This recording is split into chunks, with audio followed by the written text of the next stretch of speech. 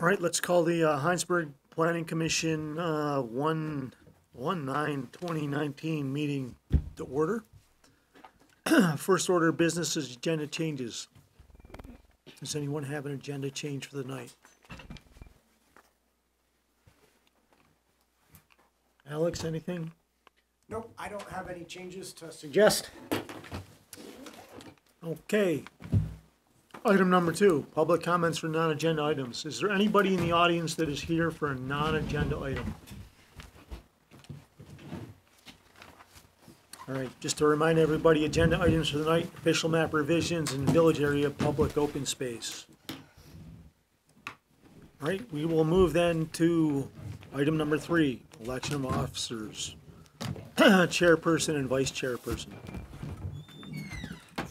So as I announced last meeting, I am not a candidate for chairman coming up. So I'd like to step back and perhaps guide in what is more than likely my last year on the board.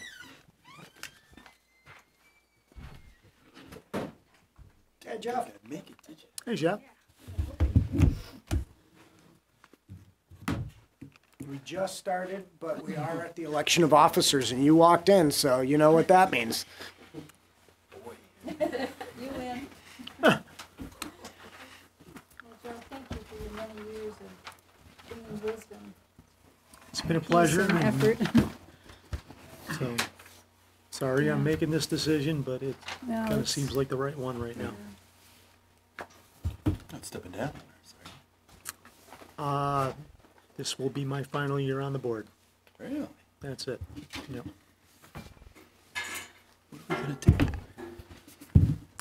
You all do wonderful things, and I will have more time to sleep and worry about my health. You're not supposed to worry. Huh? You're not supposed to worry about it. Every day. No. You look great. Thank you. I feel good mostly. Ups and downs. So, all right. So I think we'd entertain nominations for chairperson and vice chairperson. Well, I would like to nominate Maggie for chairperson. I second that. Heard that. A little quicker. She's it, okay. How does Maggie feel about that? Is that something you're interested in? I'm willing to do that. Okay, thank you. All in favor? Aye. Aye. Anyone opposed? Maggie, congratulations. Good luck. There you go. Thank you. Do we need streamers and clap or something? Please don't. But just FYI, I don't bake. So, I haven't baked in a long time. I know. I'll try and do better this year on Yeah, that. no, time. that's all right. Oh, yeah, now that you're not chair, you've got time to bake. Yeah. Yeah. He used to do it all, but Yeah. Well, I've done less and less, and that's another reason that I need to vacate. So, all right, nominations for vice chairperson.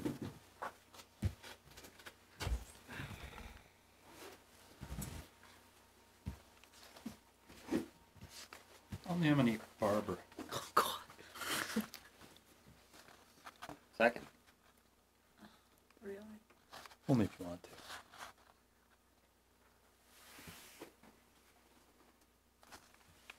Okay. My term expires this year. You know, I think that 4 of us have expiring terms Oh. at the beginning of the year, so that is something to consider if you intend to go on. I hope that we don't see a mass turnover in the board. I think some turnover is good, but almost half the board is not a good thing in one step. This is the last year for, In 1 Four year, of you're us. talking about, Joe? Or Yeah, I during think the beginning of 2020, there are 4 terms that come up for renewal, right, Alex?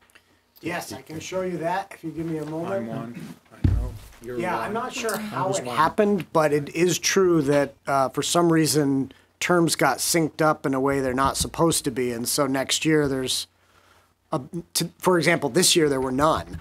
And it should be that every year somebody's term is up. But yeah, next year it's James and Barbara and Joe and John. So was this year a mistake? Not a mistake, it's just, I think as terms got filled, the select board didn't stagger the terms the way they normally do, so they'll probably do that next year when people get reappointed. But in any case, yes, those 4 folks are up next January. All right, so Barbara, how do you feel about being vice chair? I think I would like to pass. I feel like I You'd to have pass. a lot going Okay. on right now. I'll nominate Rolf because he's here till 2022. I pass also. I nominate give up. Marie. I'll second that. Yeah. I would tell you that if no one else wants it, I would be vice chair. I want you for to the know year. it's the Me Too era. You and Maggie, what a squad. Huh? I just feel like I'm kind of new on the board. That was the only reason why I kind of, I have a lot to learn. Right. Well, I did hear Joe just mention that he's willing to be vice chair. Yeah, would you like to be vice chair, Joe? It's not that I would like to be, but if it helps in this step down process, I would do Yeah. that. I mean, if you're against it, I would do it. No, Just, I'm not but if you, against that. I think but that would be appropriate too. My main emphasis here is getting, getting a leadership, the chair position moved over, Right. so Which- there isn't, right, that sudden break. I nominate Joe as vice Yeah. chair. We'll just trade our Second. vices back and forth. Yeah. Sounds good. You want to trade chairs now? No? All right. All in favor? All right. Aye. Anyone opposed? Okay. Thank you very much, everyone. Would you like me to continue to run the meeting tonight, or do you want to step in immediately? Do you have a preference? I do not. Want to flip a coin? Arm wrestle? You're chair now, Maggie. I think you gotta do it. All right. Thank you, Joe. You'll do great, Maggie. Thank you. So moving on to item 4 of our agenda is official map revisions. And so if anyone doesn't have the agenda, we're reviewing our correspondence and feedback that we've gotten since our last meeting. Could I just tick off who we got correspondence from so Kate can put it in the minutes? Yes. I think, Kate, you have it from the packet materials, but just in case not, it's nice to recognize everyone who takes the time to contact you all. So we received, this is just since December, your last meeting. So we received written comments from Mark Pendergrass, from Kathleen and Dave Newton, from Garen Frost, who's this one from? From Nathan Fry, from Lori Place, from Cynthia Hendel, Hendel, from Jean Kadash, from Don Francis. Don had submitted earlier comments, but these are additional ones that came in today. From Sherry Osborne, who forwarded some comments to Barbara, who passed them along to me. And from Catherine Goldsmith and Andrea Morganti.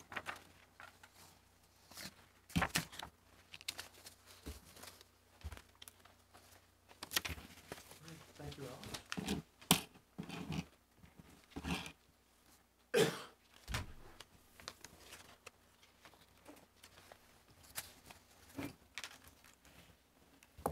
So Maggie, I don't know how you want to do it. I think last time there were quite a few people here, not dissimilar from tonight actually, and there was a lot of conversation about Lot 15 on the official map, as opposed to all the other elements on the official map. And your now vice chair said, I think it's probably good to take some time to read through all the comments and then have a full board to be able to decide whether to what to do with lot 15, so that's sort of how it was left, as I remember it. Yeah.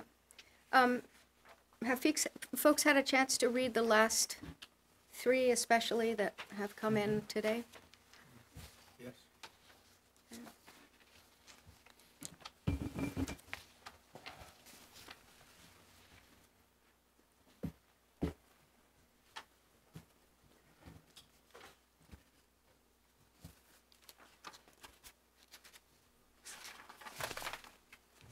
I also, while you're pondering, as I indicated in your packet, you had instructed me to make several revisions to the last draft based on the feedback received to date. And so I did all that, and you have, I emailed out, but they're also on the table, draft 6 of the official map with those revisions made, and I can walk you through those, but I don't wanna short circuit your conversation of what seems to be the most, the piece that's driving the most public comment, which is just that one place, lot 15.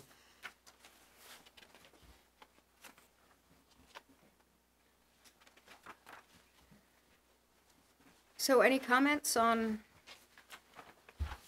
the feedback we've received? It kind of seems to me that it's dividing down two ways. Economics and natural resources.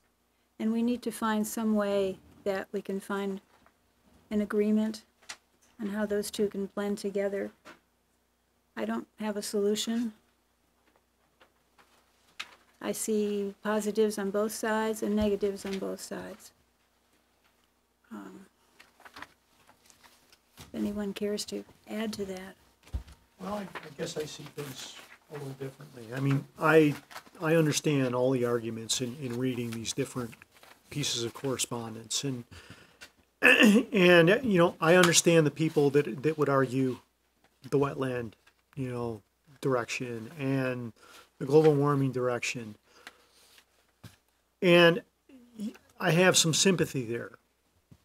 But at the same time, I think as a planning commission member, understanding what I do about the official map, I have to view the decision based on what the official map is supposed to do.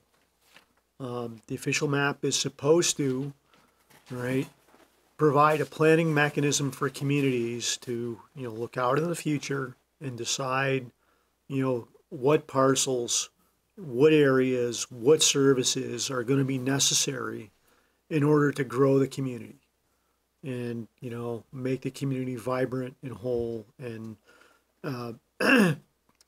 I think we have to view each decision, each parcel, based on the intent of the official map statute.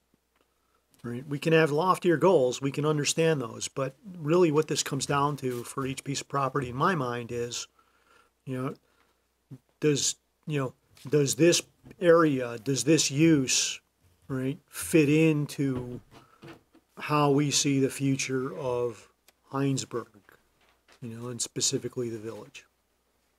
I think it's that simple.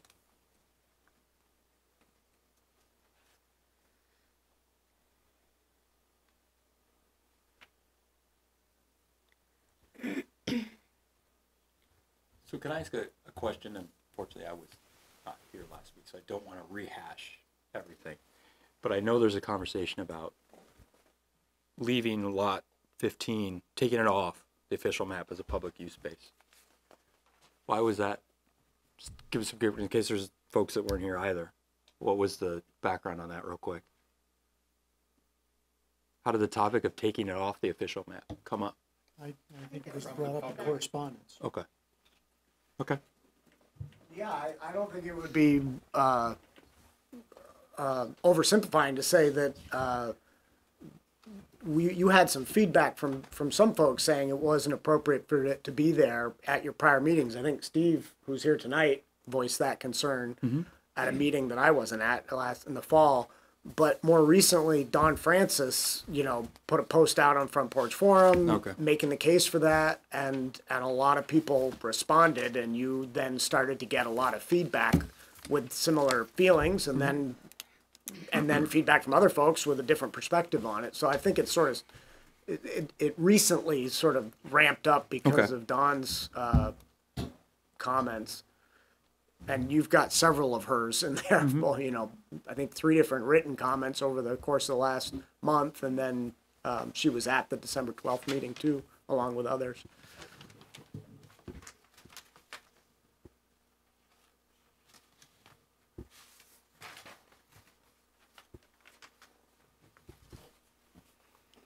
Rolf, you sent me some materials that you said might be helpful in the discussion of the official map. I made copies. Do you want me to pass them out and you can talk about them, or do you not want to do that at this time? No, that's fine. Okay. I mean, you could. I can put them up on screen. You Yep. could put the map up on the screen. I'll do that too. But here, why don't you take one and pass it around, Barbara? So I don't want to confuse all of you. I don't want to confuse anybody, but especially the 9 of you. Because I created a new draft based on the revisions you wanted to see, which version do you want me to put up on screen? Draft 5, which is we've been talking about, or the new draft 6? Which one would be most helpful? Draft 5, if only because Okay. I make reference to the public spaces identified in version 5. Okay, you sent me an image of draft 5. Is that what you want me to put up, or is that just the same as the draft 5 that we've been kicking around prior? If you could put that image up, if only because I highlighted the boundary of the village zoning district. Got it. It's sometimes with that light gray tone that we see on those. It's hard to see. Map, it's sometimes a little difficult. All right, I will put And it's that one up. sometimes vague as to whether some of the adjoining brown areas, are they in the map, are they out of the map? So my understanding was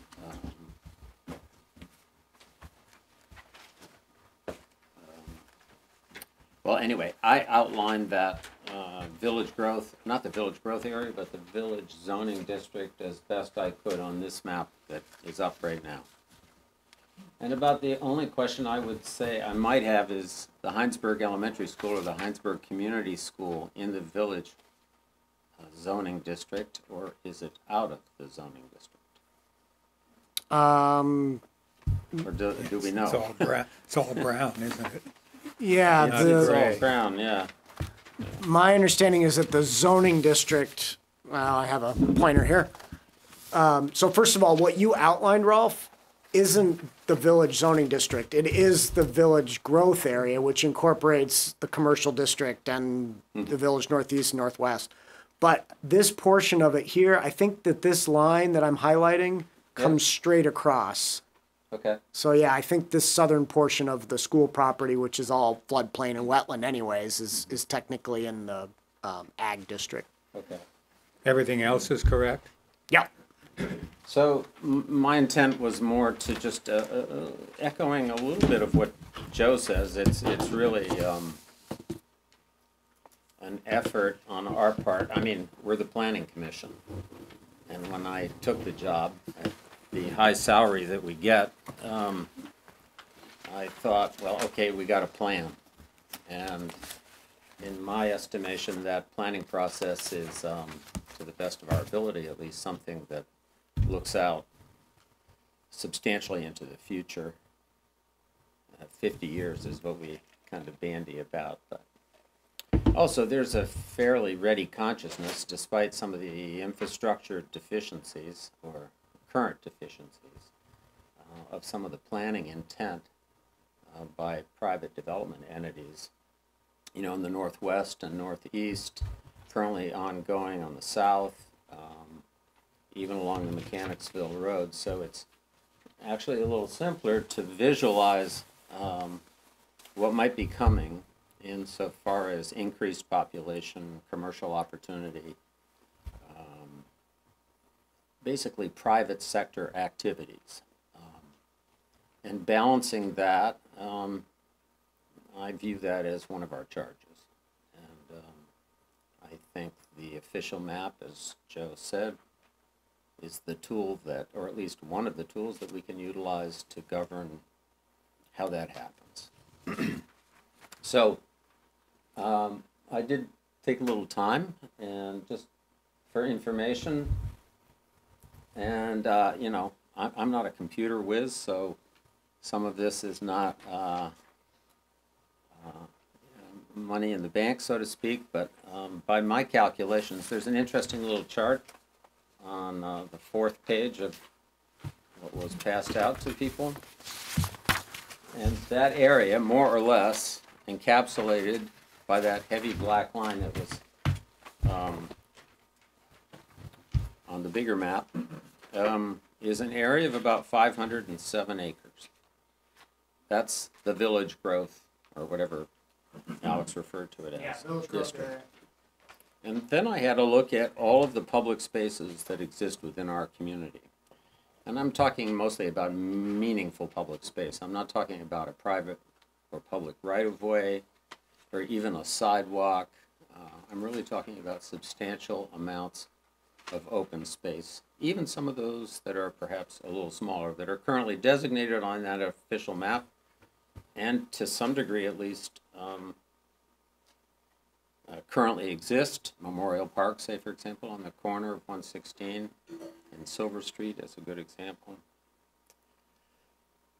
And I showed a few examples. You know, the most controversial one is always Lot 15, but there's also discussion about Lot 1, and just for comparison's sake, even though I don't think it's entirely accurate, I sort of indicated the area of the town office area. So anyway, if you took, you can read for yourselves, but if you took all of those public spaces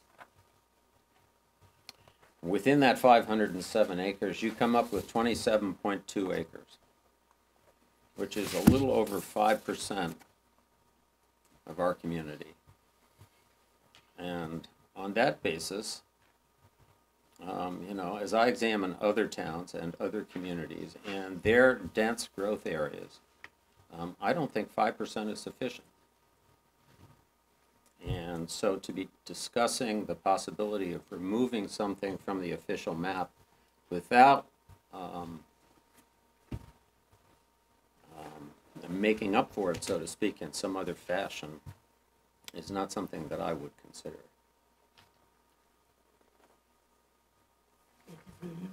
No.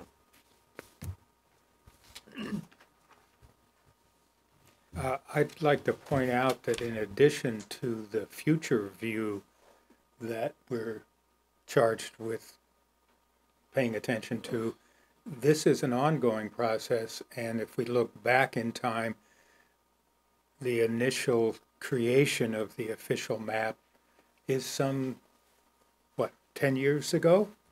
In that 2009 range? It was adopted, so yeah, Right. 9 years ago. So what we're talking about now has been, in fact, discussed and formed a decade ago. And I want to respect the effort that that planning commission and the select board supporting that proposal gave to us back then as guidance as to where is the town going in the next 50 years. So this is not something that's starting now. We've done this. We've established sort of a baseline. Not that it can't be adjusted, can't be changed, but there has been a definition provided for us already in terms of what the official map has in it. Well, and that is what you're doing right now, is changing it. The whole reason this conversation is happening is because you're updating the official map, Right. so. Adding a lot of things, modifying some of the things that were already there. Yep, removing some other things like the riparian parks and the area on the western side of the Lyman property that we thought was gonna be rec fields that turned out to be on the Bissonnette property to the north. I think this version of the map is a recognition of A, what's been already done. B, what we've learned is, you know, environmentally not possible wetlands, et cetera. And C, a recognition of really a growing Hinesburg village. As we look at the densities that are proposed by builders and what's expected, and we realize that, in fruition of this greater village area, we are, we're growing to the north, we're growing to the east, we're growing to the south. We need to take another look at what public facilities we have and make sure that they are adequate. And Rolf, I kind of looking at the numbers and looking at the percentage, and that a major part of that percentage, give or take, depending on where the line is across the community school property, most of that percentage is wrapped up in a school in one place. Are the facilities diverse and spread out enough in order to serve the community as a whole? Mm-hmm. Well, Ralph, can you clarify, based on what Joe was saying, in your table that's up on the screen, you said the public space area was about 27.2 acres and that the community school had about 35 acres. Is the percent of public space within the village including the school, or is it, so you didn't include, the 5.4% doesn't include the school property? Doesn't include the school. Really, the reason I set it aside, I didn't want people to think that Right. the school was part of that. Obviously, the 35 acres can't be part of the 27.2 acres. But, Right. And- No, and- I was looking at whether you added them together to get the percentage, but you didn't, which makes sense because the school is not fully available as a public space. A lot of it's in the wetland and the flood hazard area, and then of course there's building, which serves a very important function, but not quite the same. Well, it's also not available for the public because it's the school. So you can't take your kids over there on the playground in the middle of the day. Right. And you can't go out and have a soccer game in the middle of the day. Right. That's At the least not school's during property. not during the school year. The same way that we don't go to CVU and during the day and use those facilities. Yep. But with a possible buildup of bisnets, we don't want to include Jabrax. well, That's 30-something acres, isn't it? Well, the rec fields are also something that are Sure. proximate, but not within the boundary that you were looking at, Ralph. it's certainly worth, Dennis, I think it's definitely, and I mean, there's something encouraging about this map in many ways, because I think, unlike some communities that adjoin us that are kind of, we see the tentacles sort of coming, our more dense, or ultimately projected more dense area of growth, whether it's the Bissonnet Rec area, some of the areas along the La Platte, the Japrag Park, the cemeteries, maybe not quite in that category, but certainly an area of some repose. And Yeah. So the same is true with, I think, some of the spaces within this concentrated area. I mean, there's a nice dispersal, I think. Dispersal that both adjoins from the outside and dispersal, from within. But it's, and it's nice to keep it that way, because you see a lot of communities in our state that are violating that heavy black line with regular consistency. And we're still, trying to keep a belt around it. And it's nice that those, not just those areas, but even, privately held lands that adjoin the outside of the village are positioned in that way. And obviously natural areas, that whole little waterway of the La Platte and some of the other streams. But don't you agree we're trying to promote living in Hinesburg and also working in Hinesburg? I sure do. Sure. You know what I mean? Yeah. And Yeah. if you give up a commercial lot, that's going to affect that. Well, I think, again, I mean, it's perhaps not in the conversation, and Maggie will slap me in a minute, but I think the kind of density that we currently have, Commerce Park is a pretty good example. I don't mean to insult anybody, but some would argue that the long-term viability of a storage area, a one-story storage area, or even some of the other functions that we have in the village, those are going to intensify over time. In 50 years, is it local motion and a used car dealership? Those functions are not going to be there in the same way that we see them currently. That's going to be something that's much more intensely composed.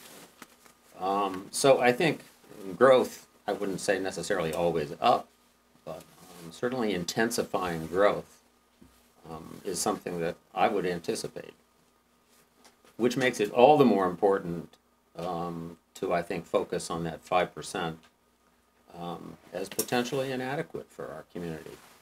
And we really, as a planning commission, I think, through this vehicle, the official map, need to continue to scrutinize that. Alex, could you clarify something just about this chart or something?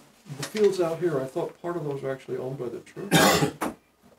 And I think that's actually included in Rolf's. And Well, if Rolf counted the town office Right, that's what I was. polygon, that is town, and then there's fields to the north of our ownership. I don't know what Rolf's acreage included in that regard. Yeah, I can't, like I said at the outset. no, I'm just, his polygon has In that. certain That cases, in it. say for example, in an area like that, I said, okay, let's not count the town hall and this nice little circular park out here, but No, I don't agree this, but actually your chart does include church land, I think, that I look at it. And also Lyman Meadows Field, isn't that under control of the school district? Don't they have that as part of their quota for open space, and it actually is not available to the town to use as we might? Well, yes and no. The school has sort of primary use of it when they need it, but the recreation department has used it. I don't think they will as much anymore because of the Bissonnet rec fields, but yeah, it was used by the town for rec programming. But you're right, the school definitely has first dibs. Who owns that parcel? The town. The school has a lease, like a 90-year lease or something like that. Because of like what Peter said, I don't think that the school had enough green space to meet some sort of state requirement, and so a town helped them out. those little aerial photographs, just for people's information, are all at the same scale. So one can be compared to another. I know, we still all, I think, have aspirations for Lot 1. Exactly what direction that goes in, I'm not personally certain. It has been fragmented, and I think, I did want to use a few examples, I guess, with Lot 15 being the piece that's been on the table for conversation most. And so it's been kind of bisected by that little access road. And I think those two split, into about a 1 and a 0.6 or 7,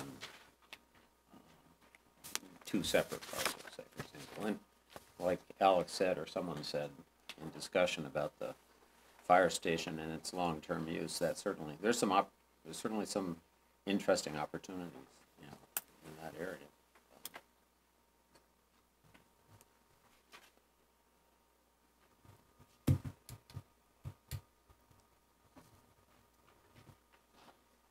Additional comments? I guess another way I was looking at this too, to try and get my head straight is, one of the comments from last time was, is there duplication, especially duplication on the east side, given that we marked out a piece of property adjacent to the cemetery on the Quinn property, and we have lot 15, otherwise known as number 36, on the map. And, I went back and I looked at the present definition we have under the official map for item number 34. That's actually lot 15, sorry, I mixed them up, and item 36, which is the Quinn property segment bordering the cemetery. And I do believe there's differentiation there. I think that I can see in my mind clear differentiation. One, they're reasonably distant in terms of, you know, number of miles, whatever, from here to there. I think we would reasonably expect the Quinn property to be built out at some point. At least we zoned it that way. There will be population there to use that area. There's population closer to lot 15 already. You know, both the village itself and some of the developments on the other side of Mechanicsville Road. And some of the definitions for use are different between the two. Lot 15, you know, band shelter, public facility, some walking, etc. Whereas lot 36 or number 36, I should say, you know, picnic shelter, shade trees, public art, things like that. So there is some differentiation. I think there will be density that's best served by having something closer in both of these cases. So that, I really feel that from an official map point of view, I think Lot 15 still serves a purpose in the official map. There is still a community to be served in this area. There is a differentiated use for it. So, my personal opinion. So I just wanted to mention that when you look at these lots, 31, 2, 30, 33, 36, they're kind of like virgin lots because nothing's been developed there yet. Truly planning.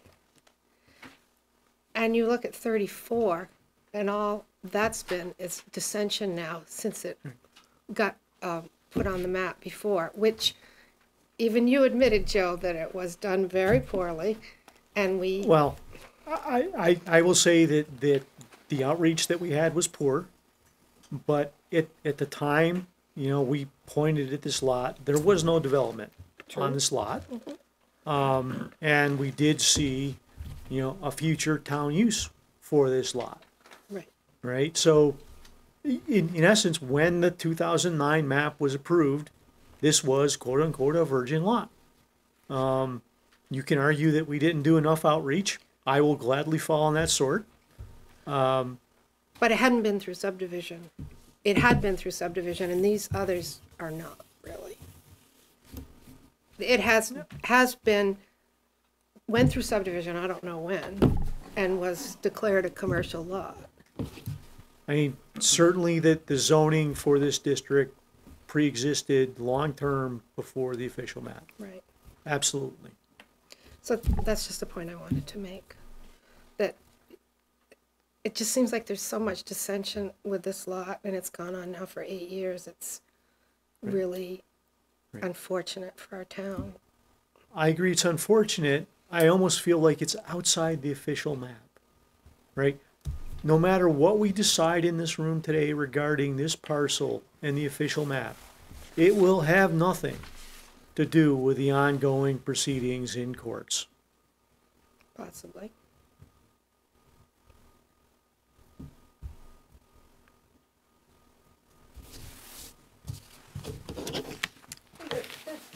The purpose of the map is to ensure that critical locations aren't lost as the town builds out, and the town will build out.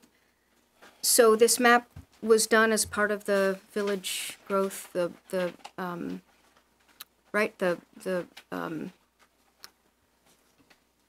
I don't remember it being a part, but it was certainly, it was at the you know, same, in parallel, you know, Yeah, it was, so there was the effort to do village growth rezoning, and Right. the planning commission submitted a proposal to the select board, and the select board said, you haven't planned for future community facilities. We're Right. not gonna allow this village to be doubled in size and densified and embrace this very ambitious vision if we don't make sure that we have places for our future parks and other public facilities. Right. So then So- it came back to the planning commission and the official map was born. yeah. I mean, the toll was established about that time. I think we're fairly early adopters of official map. I think South Burlington had one, but Most other communities did not.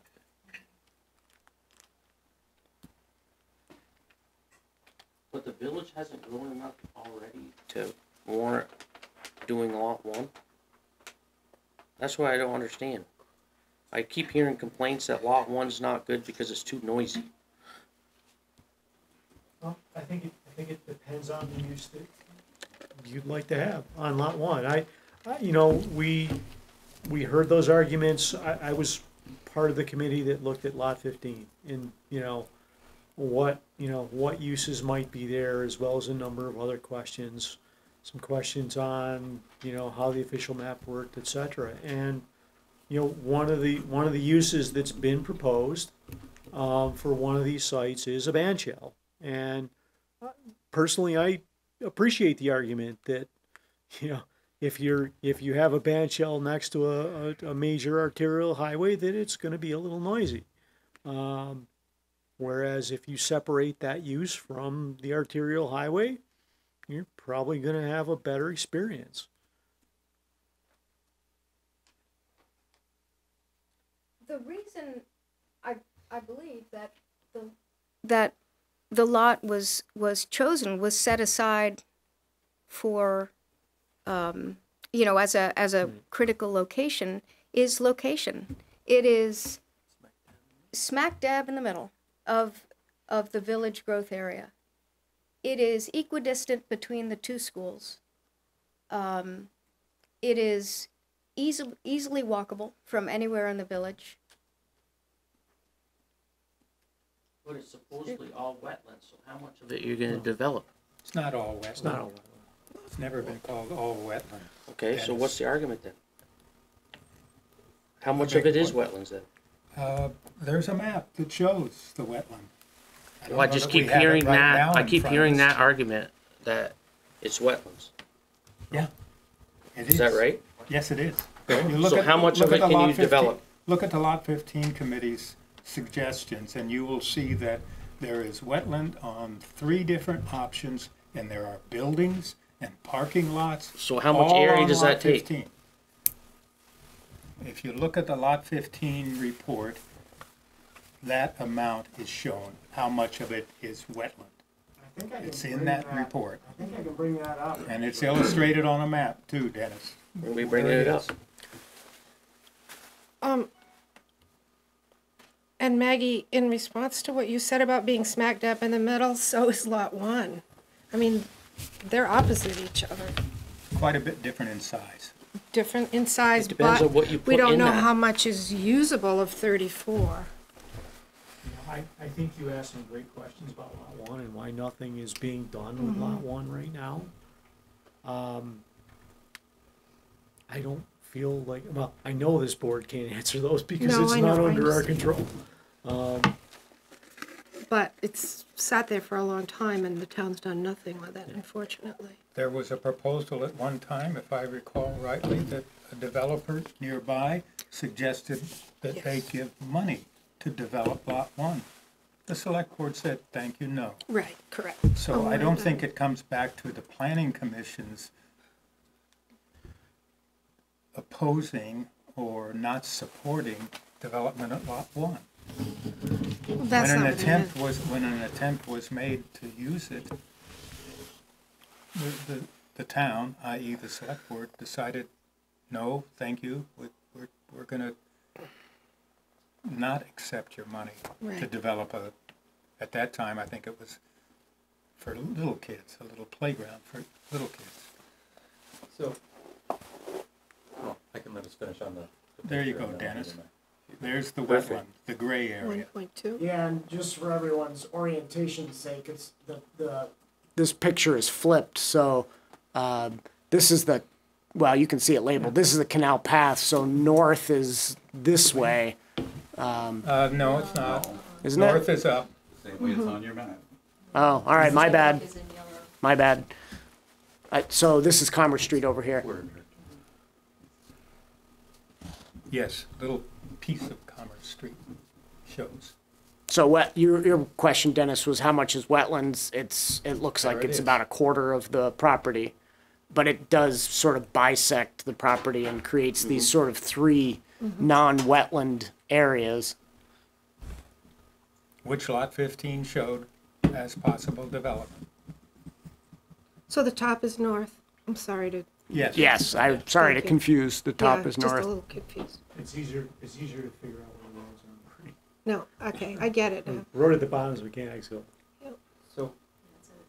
So I look at this and gonna take all the whatever out of it, and I'm looking at, you know, our town plan, chapter 1, page 1, right? Hinesburg will plan its growth and manage its resources so that our town continues to be a desirable place to live and work. It'll enhance the village area, maintain its rural character, provide for environmental sustainability, and strive to offer the highest quality social, educational, recreational, and economic opportunities in a variety of housing options. And then I'm going to go back to what this board has done historically as far as going to talk to the DRB about Lot 15 and some of our concerns about meeting the current plan and meeting what we want as a public use space and what is considered a good use space, right? And I'm not going to speak for everybody on the board, but part of my feedback into that was about the plan that was proposed just wasn't a good public use space. And we talked about that. It was in the back by the, you know, behind a scrapyard, you know, behind the back of the Commerce Plaza, you got Automotion. It wasn't about, we need the whole lot 15 has to be a park. It was about the proposed use of space for public use was not meeting the standards of what we were looking for. So for me, that's what's unfortunate, right? So when I look at the draft review, you know, and I think this was brought up before, that if you look at the map, lot 15 it's the whole lot. We're saying this whole lot has to be public use or not. And I personally don't think that's the case. You know, if somebody wants to develop the lot, I don't have an issue with that. But there has to be something that is usable for the community that's going to be there long term.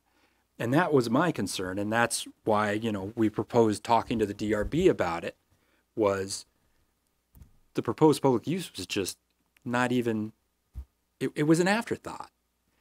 So, you know, for me, when I look at the public map, or the official map, and I see these spaces on here, I don't see this as a proportion of size of what we need or don't need. I'm just saying whatever happens to go into these areas, we ask somebody looks at what our town plan is about livability, you know, viability, that they think about that and take that to the forefront and put something out there that is of quality, right?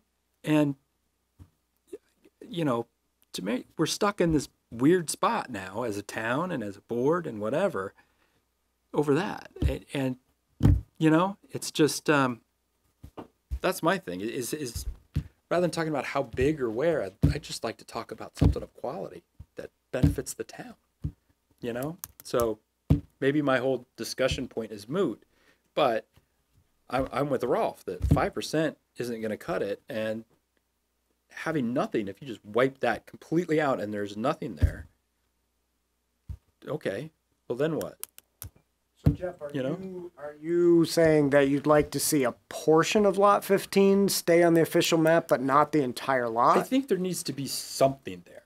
I'm not saying that the land use has to be the entire lot, but I think something has to be done if you're developing that is of a true public facility. And I think, and I'm just going back to our feedback that we gave the DRB at the time. That's primarily what it was about, was that it didn't meet the public use case that we needed for lot 15, right? It wasn't about size or anything like that. It was just not thought out. So, you know, I guess I'm just trying to say, you know, how do we use these things to get quality? Not so much number or size. It's just, you know, something that benefits everybody. Yeah, You know, understand what you're saying. I guess I got a couple comments. I mean, the first one is nothing in the official map says, you know, a whole lot or Right. a use. I would like to differentiate between, you know, what the planning commission sent the DRB, which was, yes, it's based in the official map, right? And it was a comment on a proposed use right? And whether it met the official map at that time. So, that is, our interpretation of the official map, what was put down by an earlier planning commission versus the topic of discussion tonight is, does lot 15 belong at all on the official map? So if you ask me that question, I say, yes, it does. So, does that mean it has to be all or nothing? No, but there needs to be some. Well, we did compromise. have this discussion at an earlier meeting back in, I don't know, September or October. Maybe it was, I think it was one of our first ones. I got the impression from that discussion that the commission did want the entire lot, all of it, to be available for public use, not just a corner of it. Like we talked about, this map shows three relatively unconstrained portions without wetlands. This is the largest area.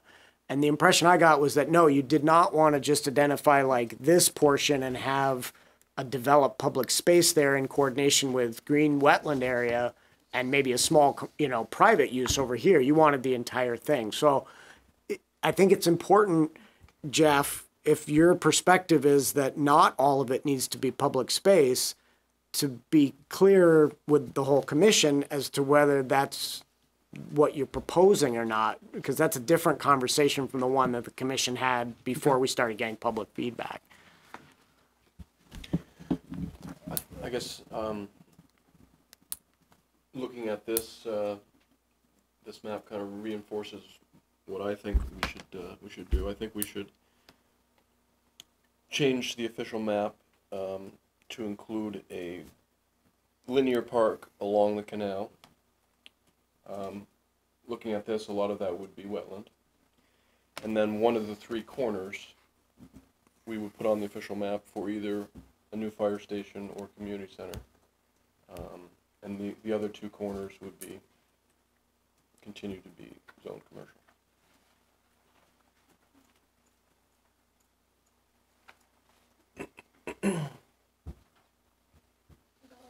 I'm not sure I understand. I heard what you said. I'm just not sure if can we have a visual of what you're So saying? I think I can translate. James is saying, here's the canal path. Yeah.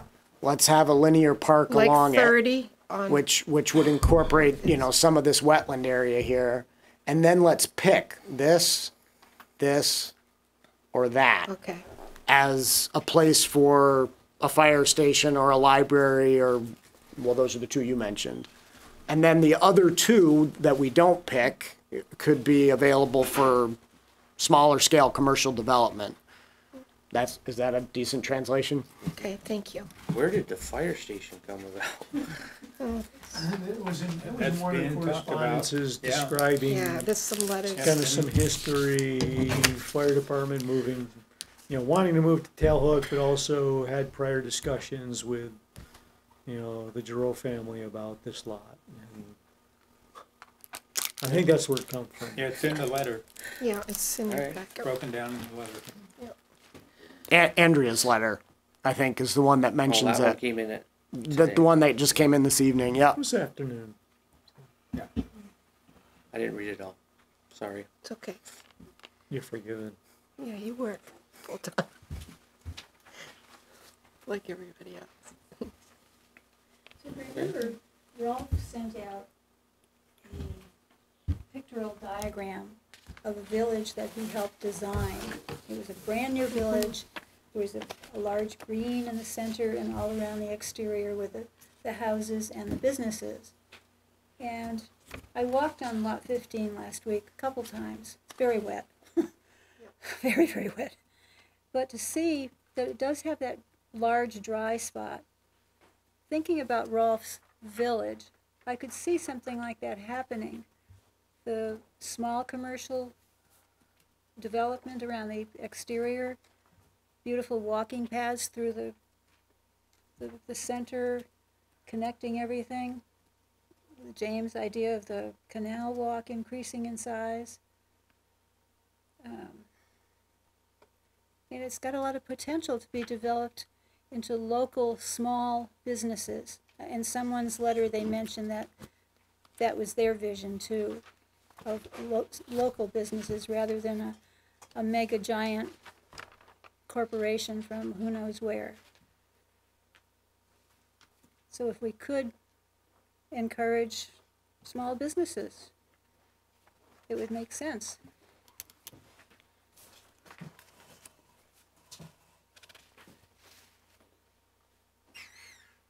Whoa.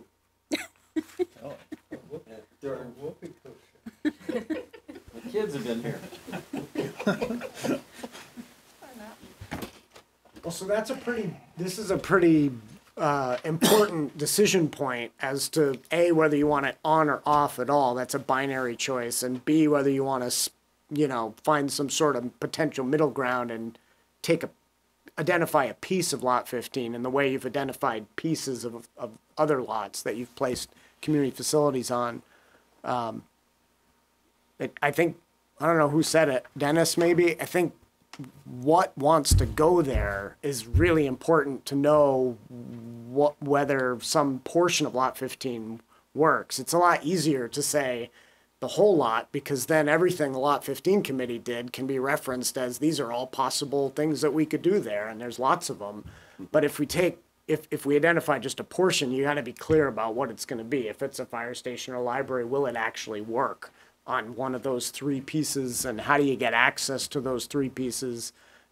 If it's not that, if it's a recreation space with, what did somebody say I think it was, might have been a Front Porch Forum comment, actually, not a comment to you guys. Craig Chevrolet said something about lot 15 with bocce courts and things that you would see people as you drove by playing and such. I mean, if it was that sort of a recreational use, then, that might be a different calculus as to how much of lot 15 you would need. Mm-hmm. But just know that what you want to go there really will impact how much you want to identify. I guess I would say that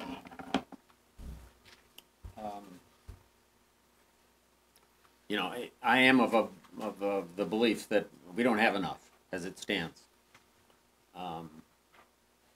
I think that Dennis's point about lot 1 and some of those other areas are worth coming back to, but I think that I would much rather contemplate, say for example, adjustments in zoning and density in other locations.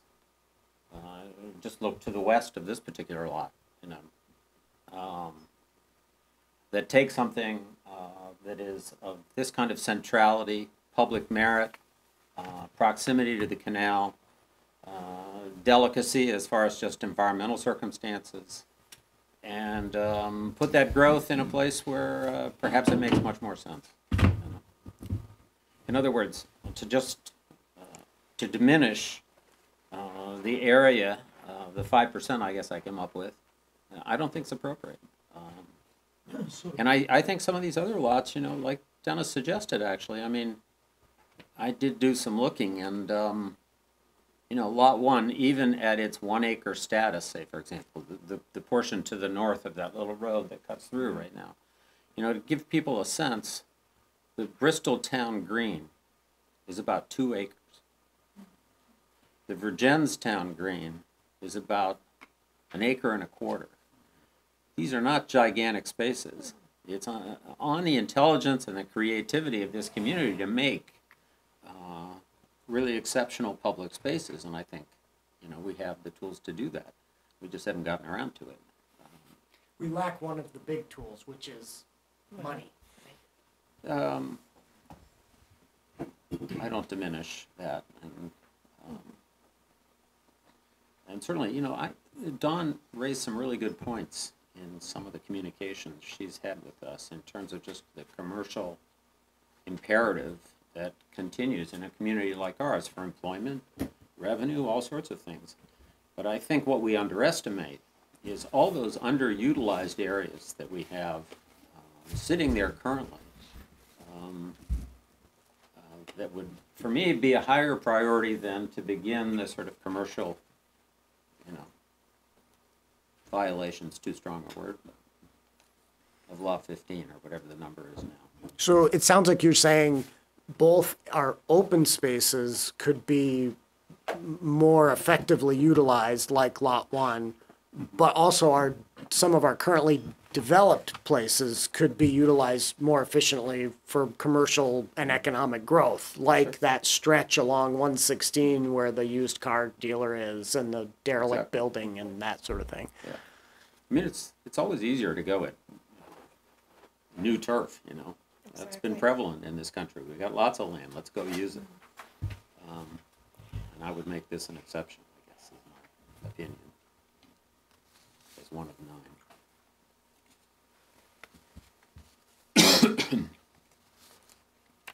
Yeah, I don't think that we should underestimate the value of public spaces and infrastructure to the community as a whole. And when you say, you know, how much do we have? Is that enough? And what needs aren't being filled right now? To members of the community, I think I mean, this is what we do. We're looking ahead. We're looking at the growth that is coming, and identifying spaces that that, as I see it, 50 years down the road,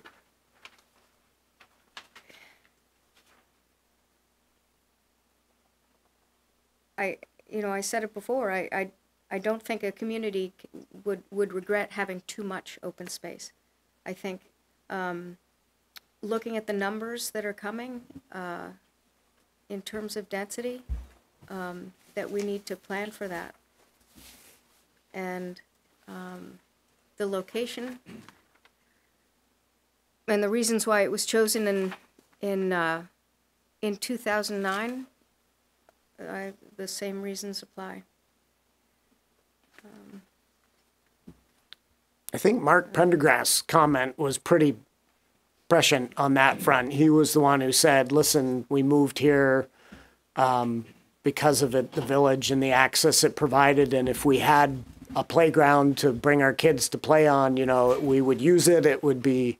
Oh, they go to the Richmond. Something like that, yeah. So I think what you're saying makes a lot of sense, especially with Mark's comments in mind, as somebody who uses that. My only caution as your planner, not the one who gets to make the decision, but just to give you feedback, is per Dennis's point, if we have spaces today that could be serving those functions that Mark and others would like to see, but we aren't developing them, then how do we know that we don't have the capacity within the spaces that we have now to accommodate the needs that people are speaking to? So that's one. And then the other is also context outside of the village. Even when the village is built out with, you know, twice as many people living in the village as today, most people will live in Hinesburg, will not live in the village. And Hinesburg is bigger than the village growth area. So Hinesburg has done a very good job in conserving open spaces outside of the village, you know, the Bissonnet Rec area, Japrags, the Hinesburg Town Forest, the La Platte Headwaters. That's a really good point. And we've planned for that. With the rural Arizona, we've planned for that. But I think also and I've seen you walk around the village, and I've carefully avoided not hitting you, so you can thank me for Maggie. That. But think of the people who drive into the village in order to walk Absolutely. on the sidewalks. I see them when I'm walking, yeah. Of the people who come into the village to play in the rec fields for their kids, to watch their kids play. The people who come into the village, and if there were a play structure like in Richmond or like in Bristol, would come into the town for that. So the public spaces are for the entire community. They're not just for people who live in the village. They're for everybody. Right, and all I'm saying is that just remember that there are public spaces that are for the whole community, whether you live in the village or not, right outside that dark line that Rolf indicated. There's a recreation field, there's a park that are literally walking distance. There are the Russell trails that are also walking distance. And then there are those places you drive to, which are, you know, the 800-acre town forest and the La Platte Headwaters town forest and the like. I'm not saying those supplant anything you're trying to do in the Right. village, but they, just remember they exist, because we're not New York City, right? Where everything is city and there's nothing else, everything has to happen in your Central Park or your other parks. We are a rural community where developed public open space happens in the village, and then there's this other type of public open space that people enjoy outside of that. That's why I would ask the planning commission to think about in each of these, area definitions, right? Whether the use is unique to that piece, is it duplicating another use that is nearby, etc. Right? You want differentiation. I mean, don't get me wrong. I mean, the Russell Trails are excellent. They're a real jewel to this community. So happy to have them, right? But that's not a kid's playground, right? Really, kids need a playground somewhere else, right? For their jungle gym or slider or whatever, right? That's differentiation. Different pieces of the community have different needs, and we're trying to, as a planning commission, we should be trying to look after those and make sure we plan for, the total set.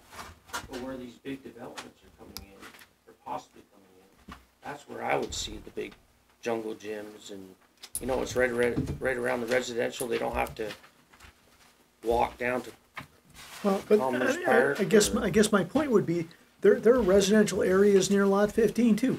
There's Thistle Hill. There's Village Heights.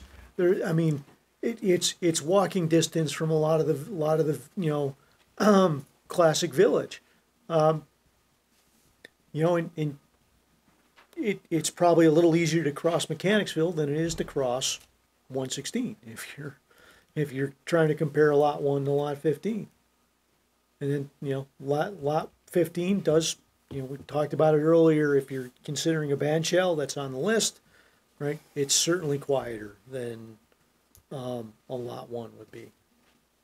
But the two towns that we've talked about that do have them, Virgins and Bristol, the road goes right by those places. Just saying. No, I mean, you're stating fact, and that's correct. Yeah, but 116 in Bristol is nothing like what it is Yes, in it is. Hinesburg. I think it's very similar. Well, 22A You is think pretty it says close to. nothing? That's really busy. 22A. But I think may have- 116 in Bristol and here is very similar. Yeah. Same Yeah, I mean, traffic. there are uses that are appropriate to certain locations. So. And our mean- job is trying to I mean, anticipate. relative, comfort for that use in each of these two, right? Two places. So I'm looking at balance. I don't want the town split between 116, but it is there, right? So I'd like to see some balance as somebody that lives in the town. I hear what you're saying, Alex, but also the charge is about walkability, livability, and so now I've got to walk where most people drive, which is kind of counter to what we're trying to do. Do you mean to go to lot 1? Is that what I didn't understand. No. So if you're saying like, I need to walk to Iroquois, you know what I mean? It's. I think we need the livability in the green space, and it's not to replicate like a New York, but it is to have a livable, walkable community space nearby, right? So, Japrag's Park, dog park up there, awesome. But would I walk from here to there? Maybe, but not really. You know what I mean? Would I walk to lot 15? Sure. Would I go to lot 1? Sure. But you know what I mean? But I do agree that in the places that we do have available, we should do something with them. But that said, even with the way lot 1 is now, it's used. I mean, it's sure we could do a lot more, but it is used, and it's not just, dead and it just sits there forever. So I don't know. I just when it comes to that, I look at the walkability and even it out on both sides, right? Because 116 is a barrier, even if we don't want it to be. So. Yeah, is it appropriate for a comment? All right, so I'm gonna expand on what Alex and Dennis both said. I looked at this map and I matched it up with Rolf's numbers, and I think the numbers, while they may be accurate within the boundaries of that gray section on the map, doesn't show the whole picture. Because we have the trails, we have the this and that rec area, we have the area behind town hall, we have innumerable amount of public space, including the schools. I'm not gonna discount the schools. To Dennis's point, it seems like we're talking about a park as a public facility. We're in Hinesburg, Vermont. We're not in New York, we're not in Boston. If we're gonna take a commercial lot, that's the one lot left in town, that can sustain a big building, that has the services for that building to utilize, why on earth would we take that off the tax rolls as a park? We have parks. We have thousands of acres of parks, and if it's not a town park, it's public lands through the state of Vermont. I'm having a hard time getting on board with Lot 15 as a park or as a fire station. I know that's been brought up recently. We should feel fortunate that we have any applicants coming to Hinesburg who have the financial capability to develop a lot in our commercial area like this one. There aren't many. And a fire station on that particular lot is probably a non-starter, simply because of the ground situation, because there's not much of a base. It takes somebody with deep pockets to put a building on a lot like that. We shouldn't feel bad that somebody's that wants to build on a lot in our commercial district. I don't think we should. And I personally, whether it's the current applicant or another one, I don't think we should be taking that off the table, because we do need tax revenue. And when we have a commercial lot that's served by all the town services where it is in the center of town, I don't think we should be taking it off this map. I don't think we should be leaving it on this map and taking it out of commercial use for the sake of a park. Personally, I don't think that's what we're doing. Why can't that be where the library is? Why can't that be much of anything? It doesn't have to be a park. Same token as what I was saying earlier. If it's a commercial space, why does it have to be all commercial space? Why can't it be a blend of both? I mean, personally, for me, the Commerce Park area of commercial businesses, I think ultimately runs counter to where we want to see this town go, where it's a mixed use. The library is now. I've heard people say where the library is down. It's fine by me, but it could be anything. Right, but I'm just saying. Make it a that rec was center. donated to the town. Okay. I mean, maybe it's not in the center of the village, but it's probably the center of Hinesburg. Right. Right? You know what I mean? Right. Why? Things cost money, and we don't have a lot of it. Oh. So. You know, we have so much Bragg's Park. I keep bringing that up. That was donated to the town. It's free. Why don't we do something there? We could have a bandstand or whatever you said to be perfect spot for it. It's not really the center of the village, though, is it?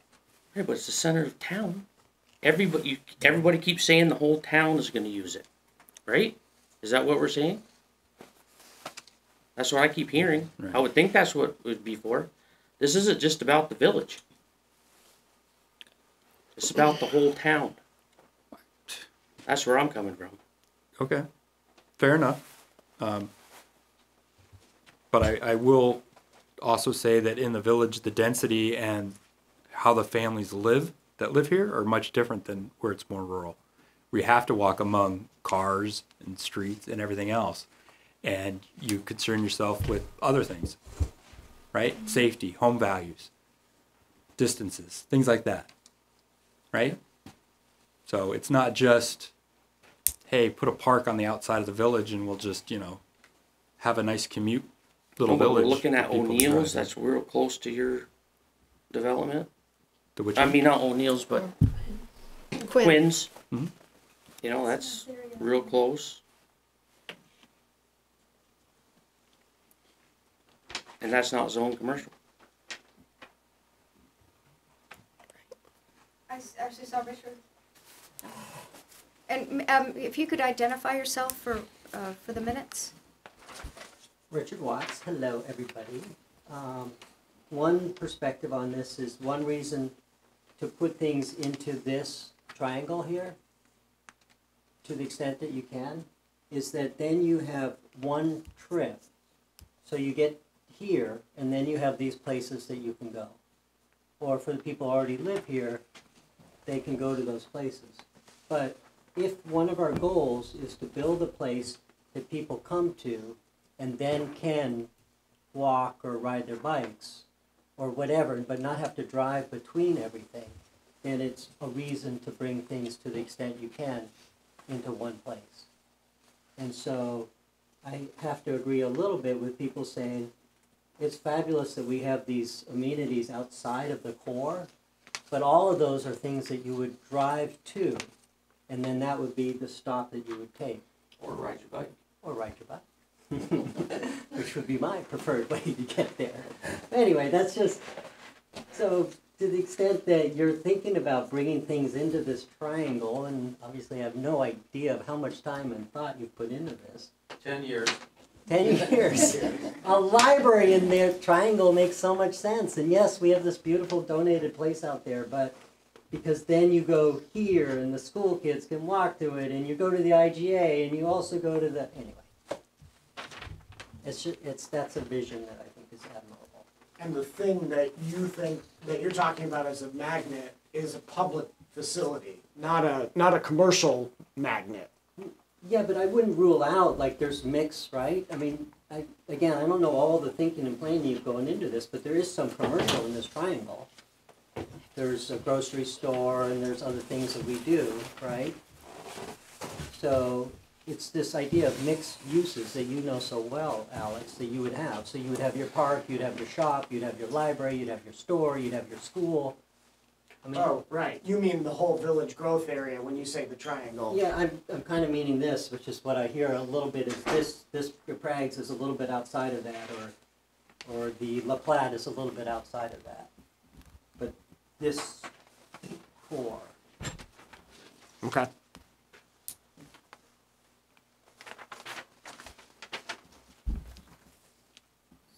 So, oh, sorry. Just a couple of quick thoughts. All the land that's been mentioned pretty much outside of here, for the most part, is land that's used separately. It isn't gathering. You go to be, you don't take your family and go there. You go for walks, you do whatever. It isn't a gathering space. As this town gets bigger, we really need places that are gonna bring the community together, because we're not gonna know each other very well anymore as we grow. And I think it's really important to not confuse the uses. Land in the middle of the village is really community gathering spaces that are gonna bring us together. And Prague isn't, and the Russell Trails aren't. They're wonderful, they're great, but they're not shared spaces in the same way that areas and built up and parkland is in the middle of these things.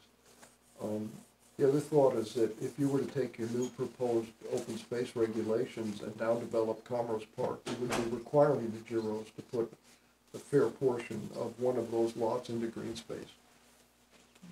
And if you're really going to propose that, you want to consider, you know, that really you sort of fly in the face of what you're proposing, you know, by the percentage. I don't know what it is, because I don't know how much is built out.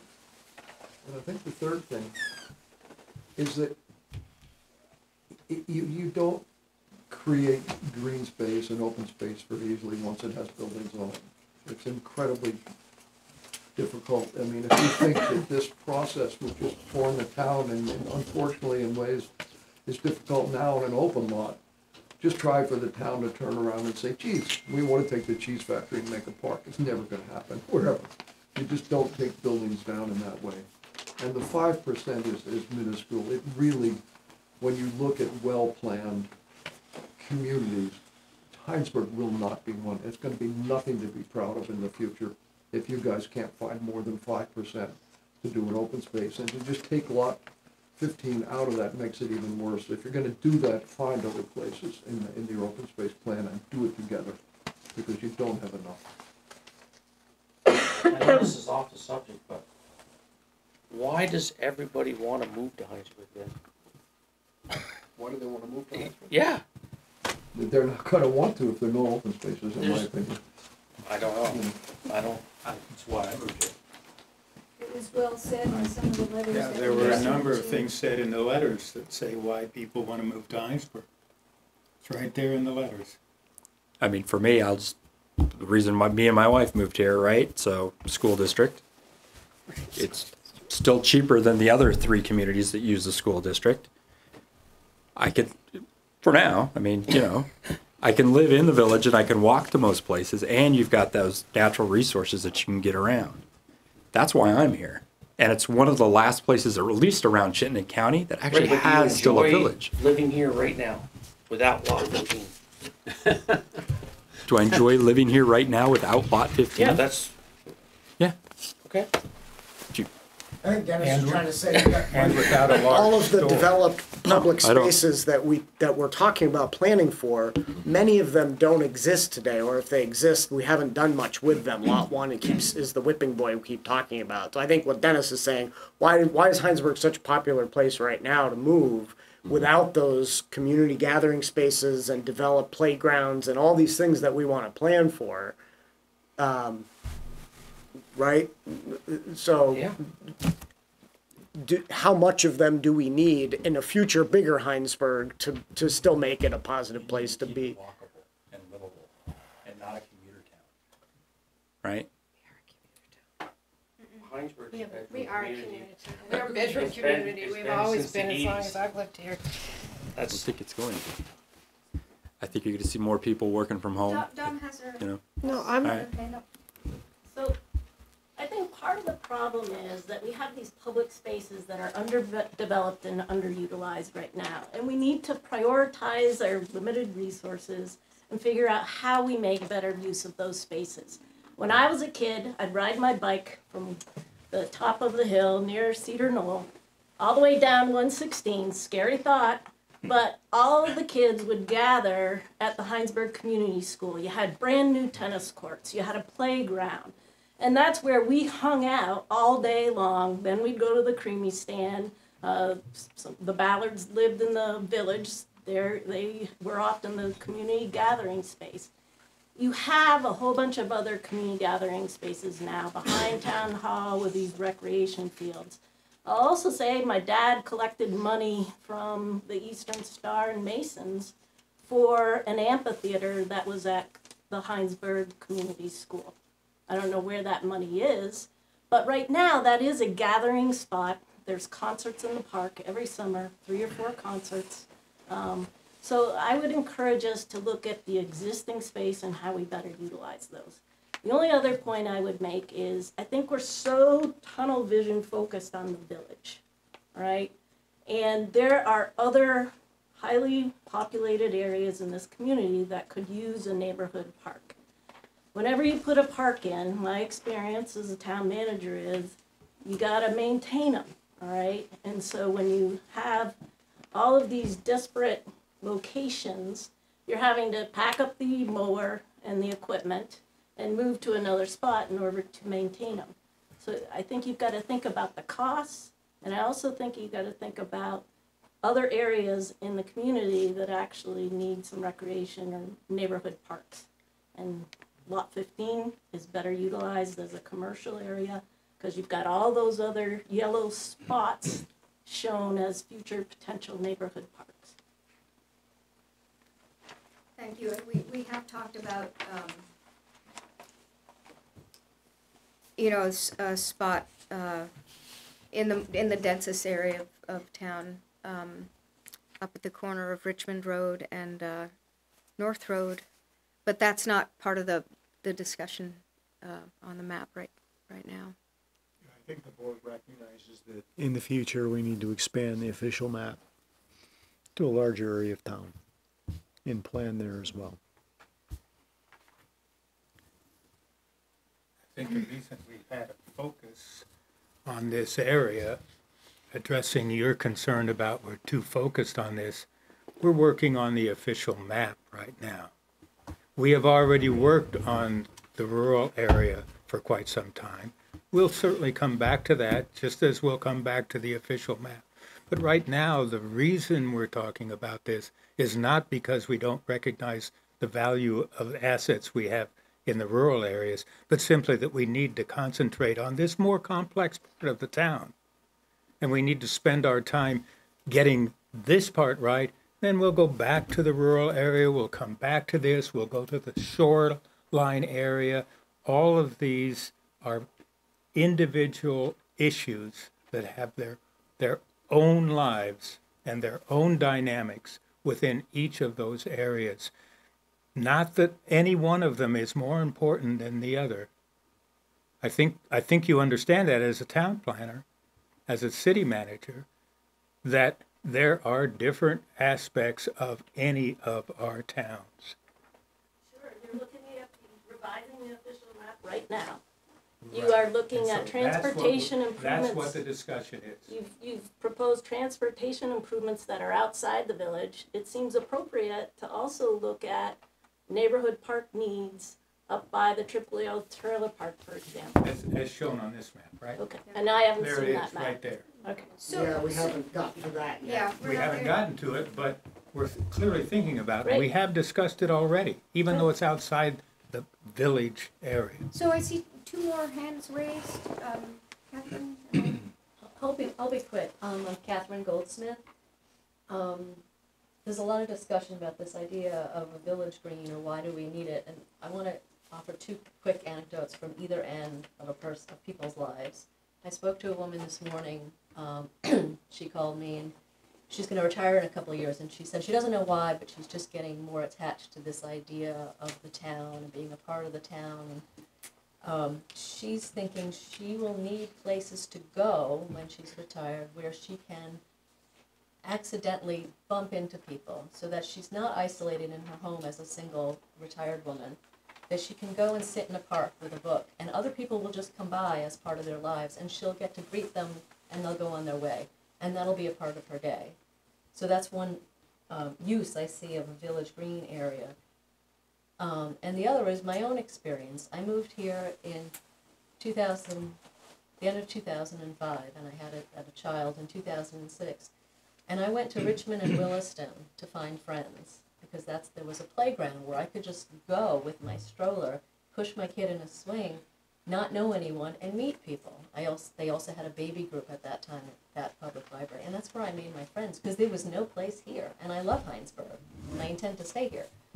And a village green is the kind of place where at either end of life, you can run into people, meet them for the first time in a public space without having to invite them to your home or through friends.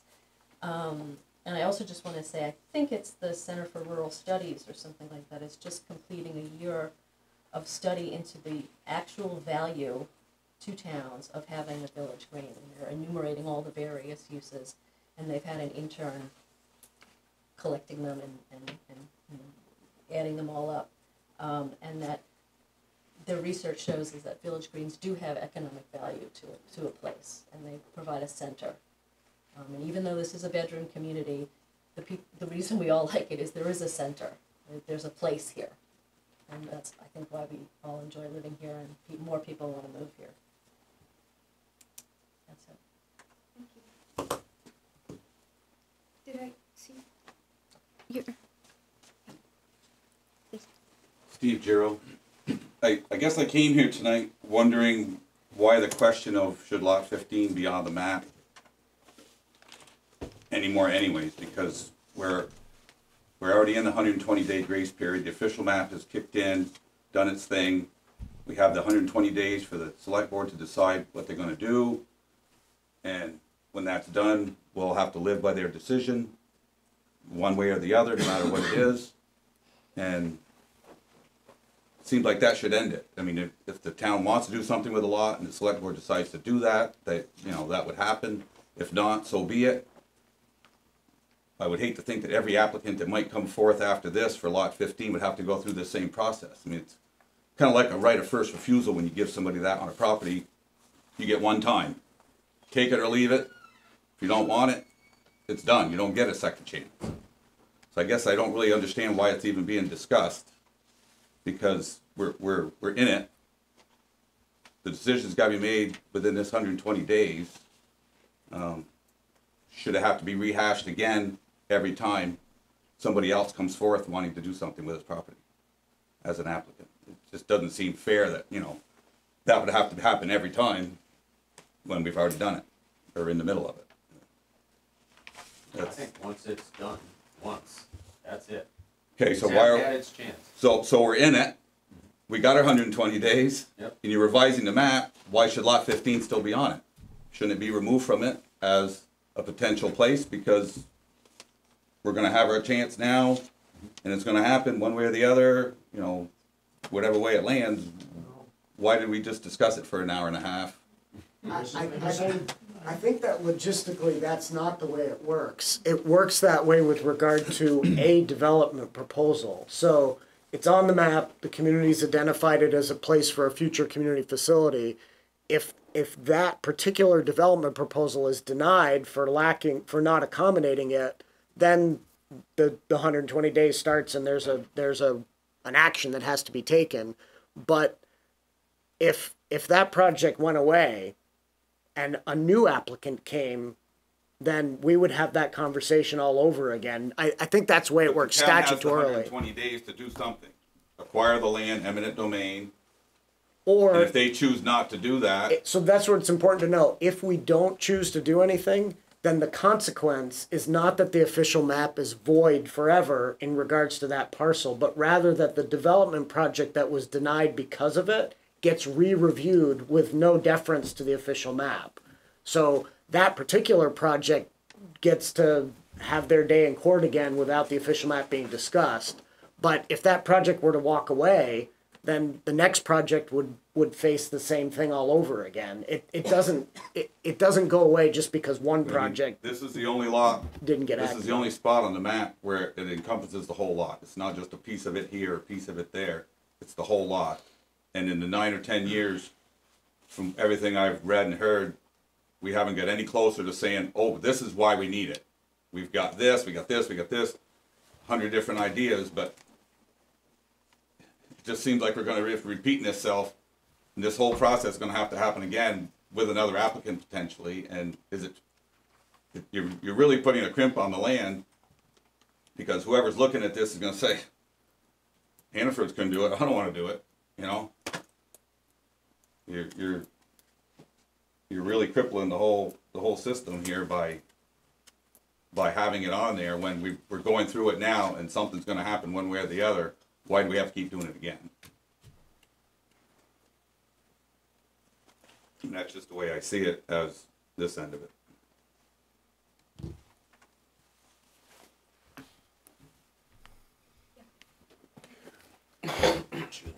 The kid hiding in the back. I'll speak up now. Who are you? I'm Nathan Fry. Live up on Texas Hill Road, and I'll maybe try to answer that question about why people are coming to Hinesburg these days. I'm a little younger and haven't been here too long. A lot of themes bouncing around at the table tonight. I wanted to first say to everybody, like, I really appreciate everybody having this conversation. I wrote to you guys in a letter, and one of the things I commented on is lived in a lot of different places. I look like I'm like 17 years old, but you know, I've been around military. Yourself. I still get carded sometimes. Military pulled me around a lot of different places over the course of the last decade, all over the U.S. and all over internationally as well. And a discussion like this is really rare in a lot of the communities I've been a part of. You've kind of got either extreme. You know, on one hand, the conversation doesn't happen at all, and things just happen, and the whole public's like, "Whoa, what just happened here?" And on the other hand, you know, it gets super contentious, and you know, nobody wants to touch it at all. So like, I'm sitting here back here tonight going like, "This is awesome," you know, trying to take a lot of notes and just get my head wrapped around everything. Anyhow, cutting to the chase. So why did we move to Hinesburg, right? So came here about 5 years ago after I got off active duty military. And I'll tell you why. Our family came here, and since then I've been recruiting in the shadows, and have had like 3 other families move here after us that we knew or had come to the area, and we said, you got to come to Hinesburg, and so we've kind of been a cheerleader in the background. But we came here for the community. Like I said, living all over the United States, we recognized something special about Hinesburg when we first got here, and we got recruited ourselves to come here and check the place out, and we're just really impressed with like the friendliness and the connectivity that some of you guys were mentioning tonight. So that connectivity is important, and people coming from the outside, who haven't grown up here for a long time, we do feel it, and we feel like it. It's very special here in the community. I think it's worth pointing out, and a couple of you guys have said this, that Hinesburg is essentially a commuter town, right? It is a bedroom community, and regardless of what business we put in this town, the majority of the jobs are not going to come from within Hinesburg. Most of us will move outside. I drive to Jericho every day up to the range to work, and I think most people will continue to do that. So that I think that's one fact we have to face. Another thing I feel like that I need to say is that in all these travels around the U.S., right, and all these different places I've been in, and then internationally as well, I've never once been in a place where a community said, man, we really have way too much green space, right? We've got way too much community action and too much mixing. And that's even from, I got flung for a while to a city in Kyrgyzstan that is Soviet planned, right? And the craziest place, it's one of the craziest places I've ever been, and yet like the city is full of parks, which you would not think that the Soviets would be, have the foresight to do that, but they did, and the people live there love it, despite it also being surrounded, by a lot of rural areas. So I think green space is important, and I also think that, the point that came up earlier about, things changing, what happens to the storage facilities, what happens to the car dealerships in the future. We're talking like a timeline of 5-10 years, right? I think it's important to understand that commercial businesses will find a way to come into a community, right? And a lot that's built upon already can easily be redeveloped because, as we've noted, outside corporations, businesses typically have deeper pockets. And so if we choose to prioritize green space over commercial development, right now, at this point in our history, I don't think that shuts down more commercial development later on. Obviously, as this board has said tonight, you can change maps and shift them around and reprioritize things in other spots that might be more appropriate for a certain type of business or a certain type of public space. One interesting note right now, and I'm kind of going down my tick list of notes here of what has been said tonight, right? So someone mentioned this idea of like connecting the schools. So we've currently got an exchange student from Europe living with us for the year, and one of her main comments, not being from Hinesburg at all, has been, man, it would be really nice if I could ride my bike down Texas Hill to CVU, and then afterwards leave CVU and go into the center, go into town and have a public place for my friends. I'm really used to that from my European existence. And she said in the past, like I go to Bristol Bakery, but I feel like I have to buy something, right? So even she has kind of commented on this idea that like having this public mixing and meeting space somewhere in the town, not necessarily on Lot 15, but somewhere in the town, would be something that she would enjoy as kind of an outsider in the community coming in and living here for the year. So what's kind of my point? Where am I getting at with all this? I think that the idea of Commerce Park with some sort of public space in it of some shape or form isn't a contradiction. Personally, I've seen a lot of examples of mixed use. Most specifically, I wrote about in my letter in El Paso, Texas, where we lived for a time, and a green space, public space existed right alongside commercial space there, and it actually worked really well. I think it could work very similarly very well here in Hinesburg, and in terms of families continuing to move here in the future. If I fast forwarded, 5 years, 6 years down the road, And that's what happened to Lot 15, and I was making a decision to come to Hinesburg. Although I moved here without it, having something like that, some sort of structure, that's a type of infrastructure in the center of town, the public space, alongside the commercial space, I would probably hesitate even less about whether I should move here or not, because that's a huge draw for my generation of sort of millennial up-and-coming young families, is that walkability and the ability to mix commercial, public, all that stuff together. So it's the bottom line for me is I fully support the Planning Commission maintaining Lot 15 on the official map for some sort of public space. Thanks. Mr. Fry, thank you. And thank you for your letter. I really appreciated that, and thank you for your service. Yep.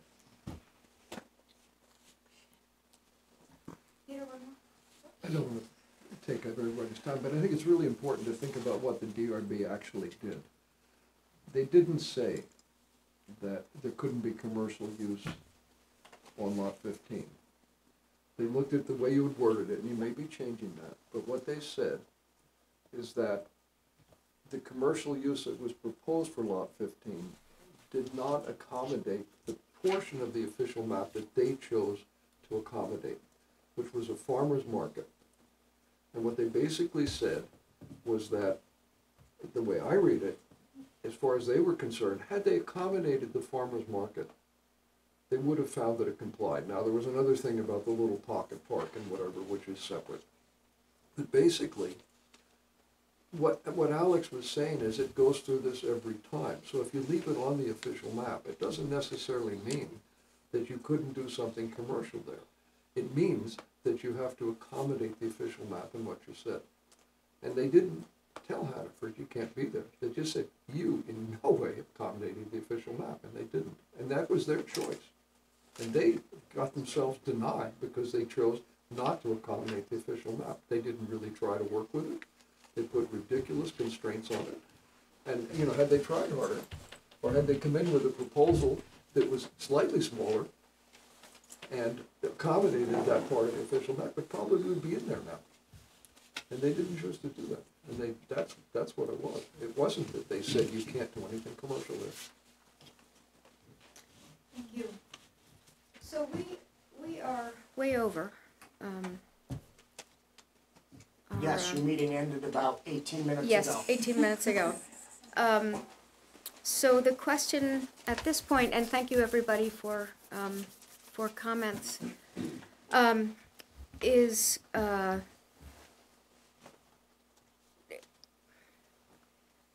mean, this was our.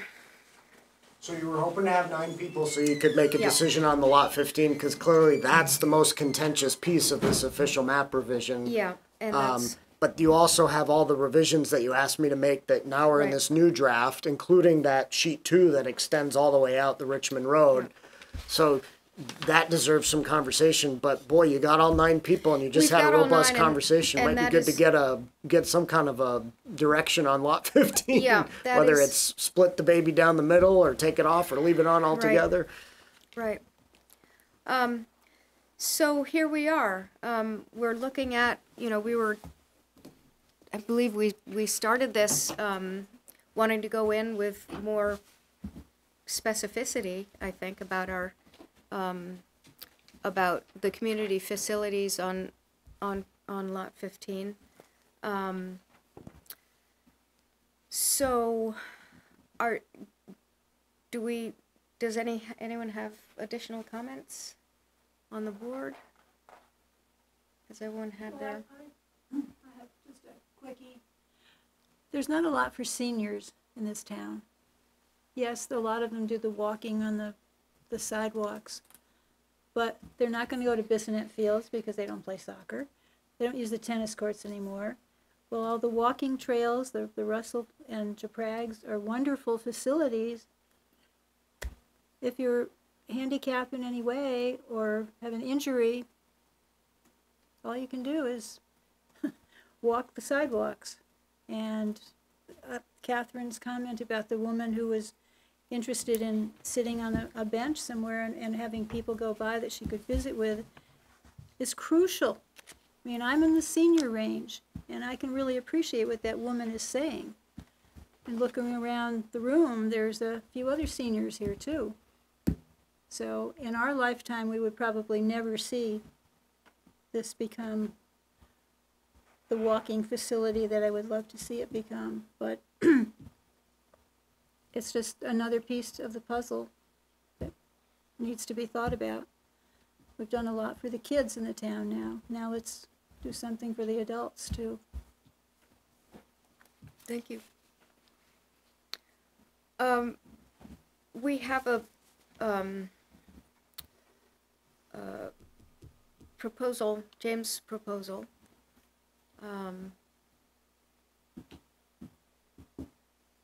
At, selecting specific areas to set aside as opposed to the entire parcel. What are thoughts on that, on the entire lot as opposed to?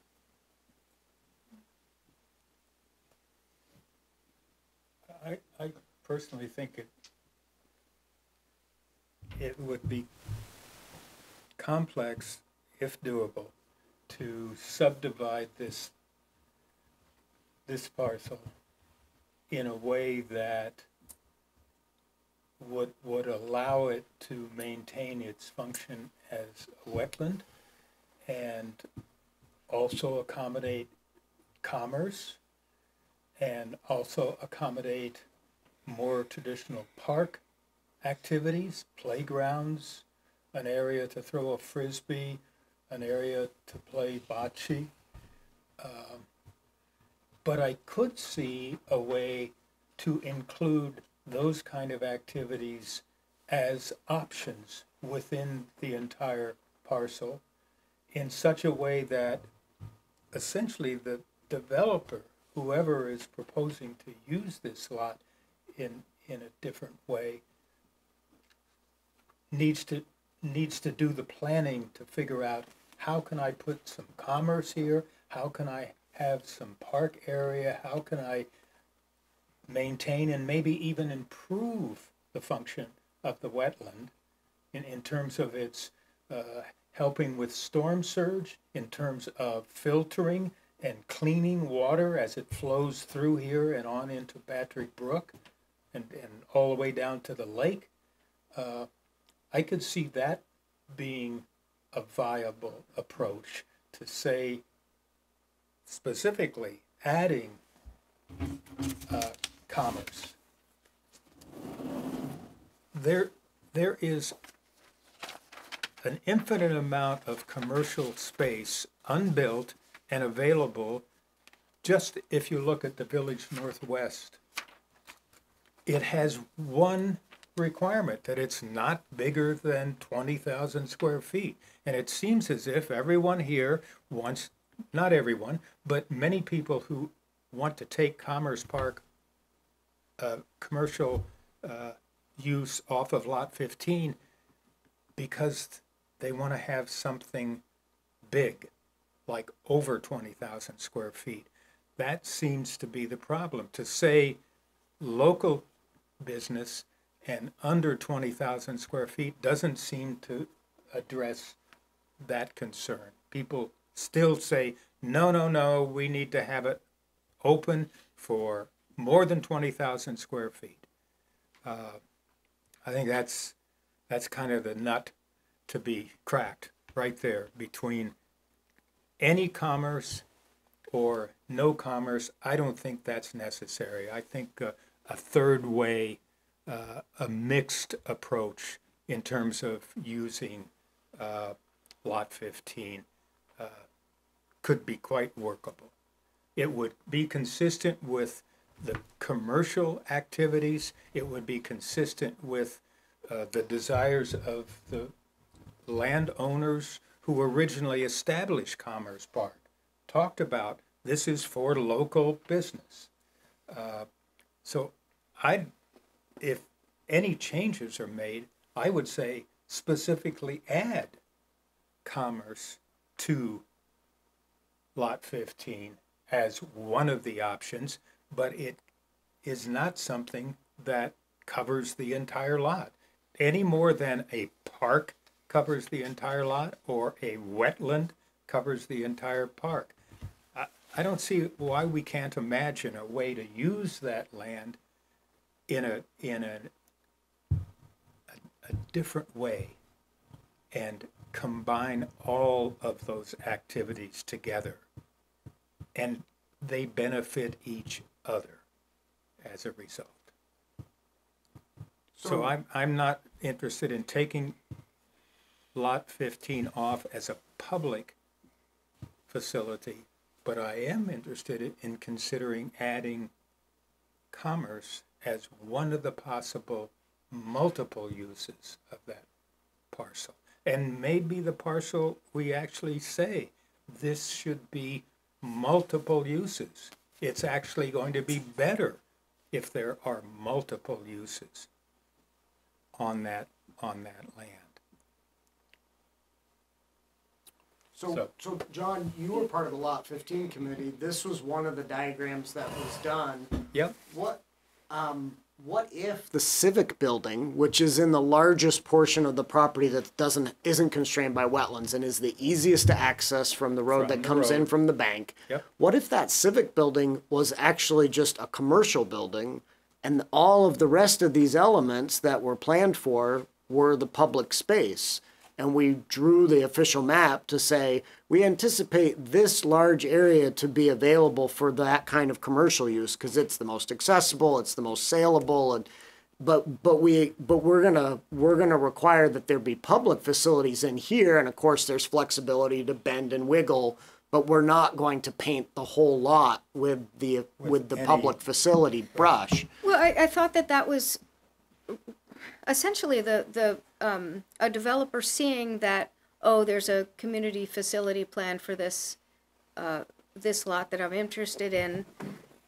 That would trigger the developer to come to the planning office and start a conversation about. Yeah, but the way we have this draft right now, it paints the entire lot. Right. And it refers to the Lot 15 plan, which shows the entire lot in public use. There is no commercial use envisioned in the Lot 15 plan. So if that's what we're pointing to as what we think the uses of this space will be, I think the only conclusion a developer could reach, or your planner advising the developer, is, sorry, this is meant for public space only, unless we change the map and do what John's saying, which is either make lots of notes that say, no, we don't mean the whole lot, even though we're painting the whole lot, or we just get really specific since we have great data on this lot, and we call out the spaces that are best for public and best for none. I just want to put a small little kind of difference in the way I interpret the Lot 15, use summary. So if I look at this, certainly there was a structure shown in several of the examples. I think both B and C, and in several of those B and C, it was noted that this building could be mixed use. Now, it wasn't necessarily mixed use commercial in Civic; it was mixed use residential in Civic. But one could argue that the town is generally not in the business itself of providing residential opportunities, so that residential is really, it's a private. It looks to me like a private public kind of combination, right? So I would say that in some sense, maybe not the more broad sense that some of the group is thinking about this, right? A dual use is already considered in the Lot 15 options that were proposed back in 2011. Mm-hmm. So yeah, well, and that's helpful, Joe, because you're right. If I were to advance here, this is example C, right. And there's your civic residential. Right. But I'm telling you, if a developer came to me and we had the official map, the way it's on the current draft, pointing at this study as the example of the types of public facilities that we had planned for it, I'd be telling a developer, you can't have a business in here. This isn't designed to be a commercial lot. This is designed to be a civic lot, and maybe you could have some complementary residential on the second floor. because the whole commercial district is set up so that you're not supposed to have residential as a principal use. It's supposed to be commercial first floor and residential only above. So we could try to add nuance to what the Lot 15 committee produced and add that as notes on the map. If you're in John and James's camp at all, I think it would be better to just redraw it to be clear about which part of the lot we want to see as public facility and which part we are allowing to be developed without having to accommodate anything. It's not a zoning map you're talking about. You're talking about essentially a suggested development map. Well, no, actually, this area could be mixed uses. What I'm specifically suggesting is this map here, which is a draft of the official map that we've been talking about, that instead of painting lot 15 in its entirety, that since we know where the wetlands are and we have this lot 15 committee's work, that we could make this orange area just down here and not color this portion of lot 15 orange at all, or the access. And that way a developer comes in and says, oh, I can do whatever I want up in here, but I got to leave this portion down here for the town to do. And hopefully we can then have a collaborative conversation about, well, how can we make it positive for both sides and not just put up a fence? That would be really clear from a regulatory standpoint. The DRB wouldn't have to wonder, like, well, which part, and is it next to the dumpsters and isn't attractive, or is it connected and all that. Well, I think you're hitting kind of what I was getting at the beginning about, I think everybody had wished the applicant had come and had that type of conversation of, I see this is on the map, what does that mean? What are you looking for? How can we integrate it? How can we make it something that the community wants, rather than just I'm going to pave and do what I want and thank you very much. Now, that said, I get it. If you're a landowner, you've got rights, and I don't want to, eminent domain is not something I take lightly or like to hear. But that's sort of what I envisioned. I don't know if we have to get to that level of detail, but something that was, fits in with the community. You've got your community space. It's more in the making of the walkable community town. You know what I mean? So I understand your desire to have flexibility and that's my point, and right? be general, but at the same time, the more specific we can be with a regulatory document, the better it is for everybody involved. And unlike a lot of our other parcels that we've shown on this map, this is maybe one of the only ones we actually had a town committee research and come up with possible public uses for. Why not take advantage of that good work? But did they also research if they could ever get permits for it? For stormwater? I'll leave that to the folks who were on the committee. I don't think the permitting per se, but the wetland constraints were known, and you'll notice that all those design around them so as not to have to impact those wetlands. But there's still stormwater coming off. True. Yes, and you'd still have to deal with it somehow. There was Right, not detailed discussion about how we permit this. But Right, so you might not be able to get it. Or let's say it other way, you might not be able to afford it. Keep in mind too, Dennis, this is removed 8 years, right? Stormwater's changed. Right. Right, it's much more of an issue today than it was then. All right, the committee, and I was a member on that committee as part of the planning commission. I was the representative. I mean, and it's obvious to the plans. We wanted to avoid the wetlands, right? We knew that was a no-no at the time. So the plans avoid the wetlands, right? Where they impinge on wetlands, they impinge on it as, walking trails, overlooks, things like that. And try and put hard infrastructure, buildings, parking lots, etc., in places where,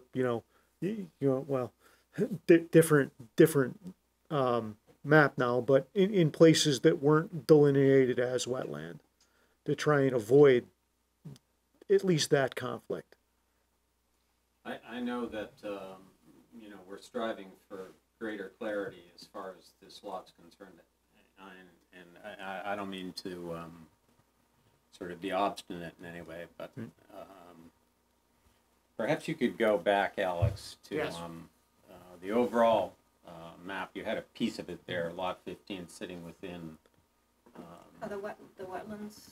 no, it was, This one? no, it was, you were there for a little while, it was a drawing, it was of the lot, but it showed all of Commerce Park, Oh, basically. was it in this lot 15? No, Package? no, I don't think so. We didn't have an illustration like that. That one, right there. Okay. Okay, you throw me your little pointer? And it has a little red. Yeah, Would you there? the Does it little work? red slash, yep. Yeah, okay, so. So I'm just gonna say that I think all of lot 15, I'm sorry to disagree with anybody, ought to be designated for public use. For all the reasons that I stated before, I hate to repeat myself. I also think that in terms of just proactive planning, the potential, you know, and it's not like I'm unsympathetic to Steve and his family by any means. I don't want that to be construed in that way whatsoever. In fact, I think there are better opportunities. I think this piece right here, it's designated as 3 different parcels. There's a residence right here on the corner. There's this abandoned house that sits here. We've got the Quonset hut and the used car dealership. I would rather, from a planning and a proactive standpoint, adjust zoning conditions on a piece like that that's almost the equal in size to lot 15 or whatever that number is. You can see the encirclement that's going on here. All of Commerce Park coming down Main Street in terms of an appropriate commercial location. That's a judgmental comment. I would rather be proactive and work to enhance the commercial opportunities on this particular site than start to be adjusting the public, what I see as the public requirements for this particular lot. That's not to say some civic use, potentially some specialized residential use can't happen on that site. It's just, I think for intense commercial development, this is, in my mind, a much more viable. And I think many of the uses that you see in Commerce Park today, it's as I said before, in 20 years, that's going to be a changed scene. And this is the hole in that donut.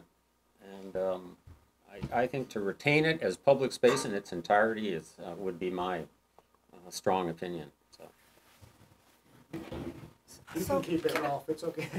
So Ralph, I'm jumping ahead from what you said. So if that were the case, then would the town have to procure that lot? Which lot? Lot 15? Lot 15. That's correct. Through eminent domain. Whatever If the they process chose is. not to give it to us or Sell it to us. sell it. I'm presuming. But that's, the town would have to agree that they want to buy it if they sold it. Sure. Exactly. Sure. Okay.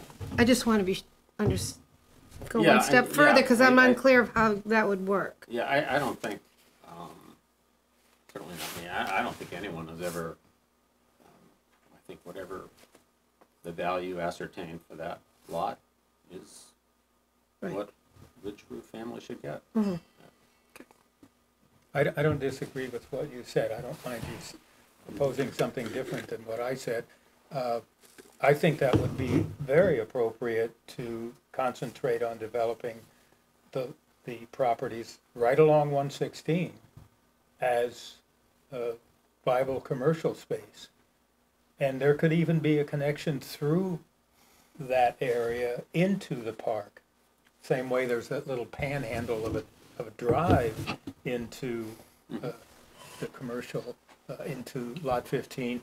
There could be a connection through commercial space on 116 that would lead you to the park. I could imagine some businesses locating there to take advantage of being by that central park. No, there's enormous So, promise. Yeah, I think there's a great deal to be done.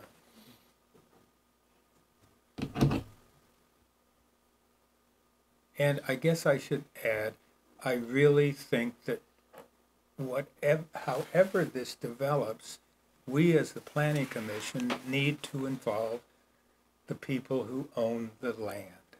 It's not fair for us to sit here, I don't think, in this room by ourselves and plan what's going to happen on different pieces of property. I think we we owe it to the landowners and to the town to bring those people into the process early that is on. exactly what has happened here. Early on. Yeah. And when we first designated Lot 15, that didn't happen. We all admit that was not the way to go about it. So I'm just saying, let's be remembering that. Let's not do it again. Let's involve the landowners. I think that's why we did early communication this time. I think we learned. Right, yeah, we have Right? changed. As far as We what have happened in the changed. past, I'll take responsibility for that as the sole planning commission member who's still on the board. How many times are you gonna have to do penance? Yeah, I don't think you need One to more do year. that. One more year. And then Yeah, I'm counting down. Yeah, every single meeting, we're gonna bring that up. Every. Go right ahead. It's new me, not gonna add stress. I don't feel that way about it. I don't see how this is anything that can be resolved tonight. Or even come Well, to a vote. actually, I was gonna try and resolve it tonight. I was, now This that I'm is not a big. chairperson, I was This gonna is- offer up a motion. And, Yeah, And- I'm prepared to deal with the and- motion. I think in preface to this motion, I mean, it comes back for me, what I said earlier. It's, what's the job of the official map? What's the charge of the planning commission? Right? And that to me is looking forward a large number of years and trying to figure out, where, the town is going in terms of development densities and what services we're gonna need, and trying to figure out the spaces to put these, and setting up the mechanism so that if there is a conflict of interest between the town and a potential development, right, the official map is the tool to either resolve that quickly, right, or to forget about it. And, I realize that this particular lot, there are some legal encumbrances now that don't make all of that the cleanest, but in general terms, that's the job of the official map process. And I think at the end of the day, when I look at development of the village, I still believe, as I did in 2009, that Lot 15 offers an opportunity for the town to provide services, and therefore I would make the motion, right, to keep Lot 15 on the official map with the definitions we've put in place over our discussions the last couple months. I would second that motion. Can there be some clarification as to if we're keeping the whole thing on it? His like it motion is? is to keep the whole thing. As in the plan today, right? As I went back and forth with Alex just a little bit ago, I think the Lot 15 committee report does offer, right, some public-private cooperation possibilities, right, that would be interesting, and I think they would actually be a really kind of good co-use and a draw to that area. It's not exactly commercial, but it is public-private. And I think for, for the future, I think this is the right thing. That's why I'm offering the motion.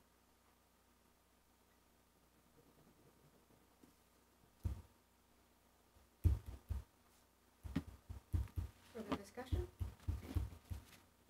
I mean, I think the disagreement is coming from, I think we all agree that we want to have a park. We're disagreeing on where.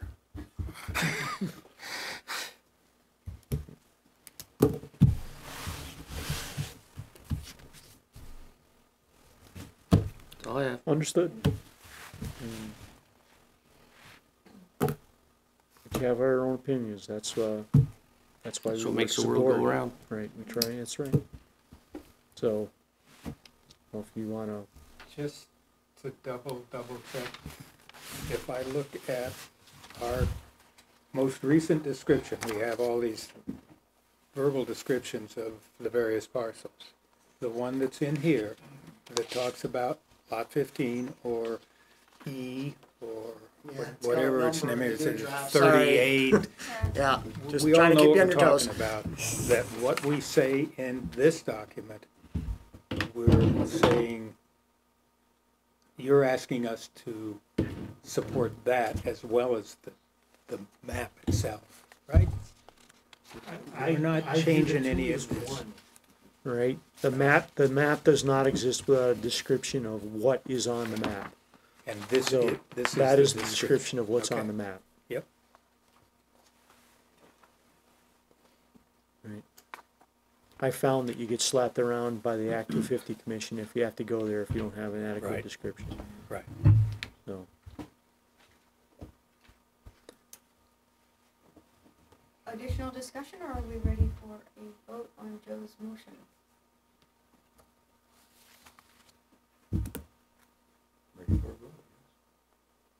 All in favor? aye. Aye. Opposed? No. No. Can you guys raise hands? I didn't catch all that. No. Thank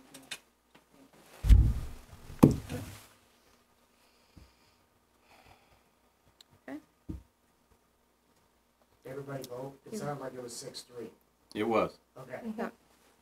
Barbara, you were a little quiet. I was just making sure you were in the game. Okay. Okay. All right. Sorry, otherwise we could have danced all night.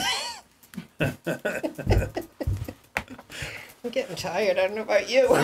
This is past my bedtime. Yeah, at this point. that's I got the bedtime. wrong seat. Yeah, Maggie, what do you want to do with the rest of the agenda now that we're at So- 9:15? You're right. So I guess, this pushes off hearing if we need to, yeah, We're not ready. okay, yeah, yeah. I'm always overly optimistic anyways, but I Yeah. hope that by trying to be that way, we Yeah. actually get to a finish line someday. Yeah. But Yeah. I would recommend you just pick it up where we're leaving off That's- now at the that's next exactly what meeting we'll and do. move forward from there. Because I Okay. really do want to walk through draft 6 with you and Yeah. Yeah. All right. Are you suggesting by this, and I kind of like this, that we start blending this and this is part of Yes. official map? Yes. That's that your the- suggestion? Yes, that the official map would be 2 sheets, one that covers the village growth area and the second that covers the Richmond Road corridor. Okay, So that we can get to that possible park that Don was talking about near Right. Triple L and the whole of the Richmond Road sidewalk, yeah. right, okay. Thank you for doing this. So we will, put off the minutes as well. Okay. We're all right with that? I move to adjourn. Can I just, can we just do a couple of quick other business items before you adjourn, please? Yes. So I just want to make it known that the town of Shelburne is holding their zoning revision public hearing tomorrow, and they're required to notify us, and I already emailed you about it, but I wanted in the minutes that you heard, so there you go, you've heard. And then I did send out the email about the battery storage facility, and the fact that they now want to add some lighting to it. And Only when they're working on it. yeah, only if they, in the rare circumstance that there's an emergency and they have to be there at night to deal with exploding lithium-ion batteries or something. So,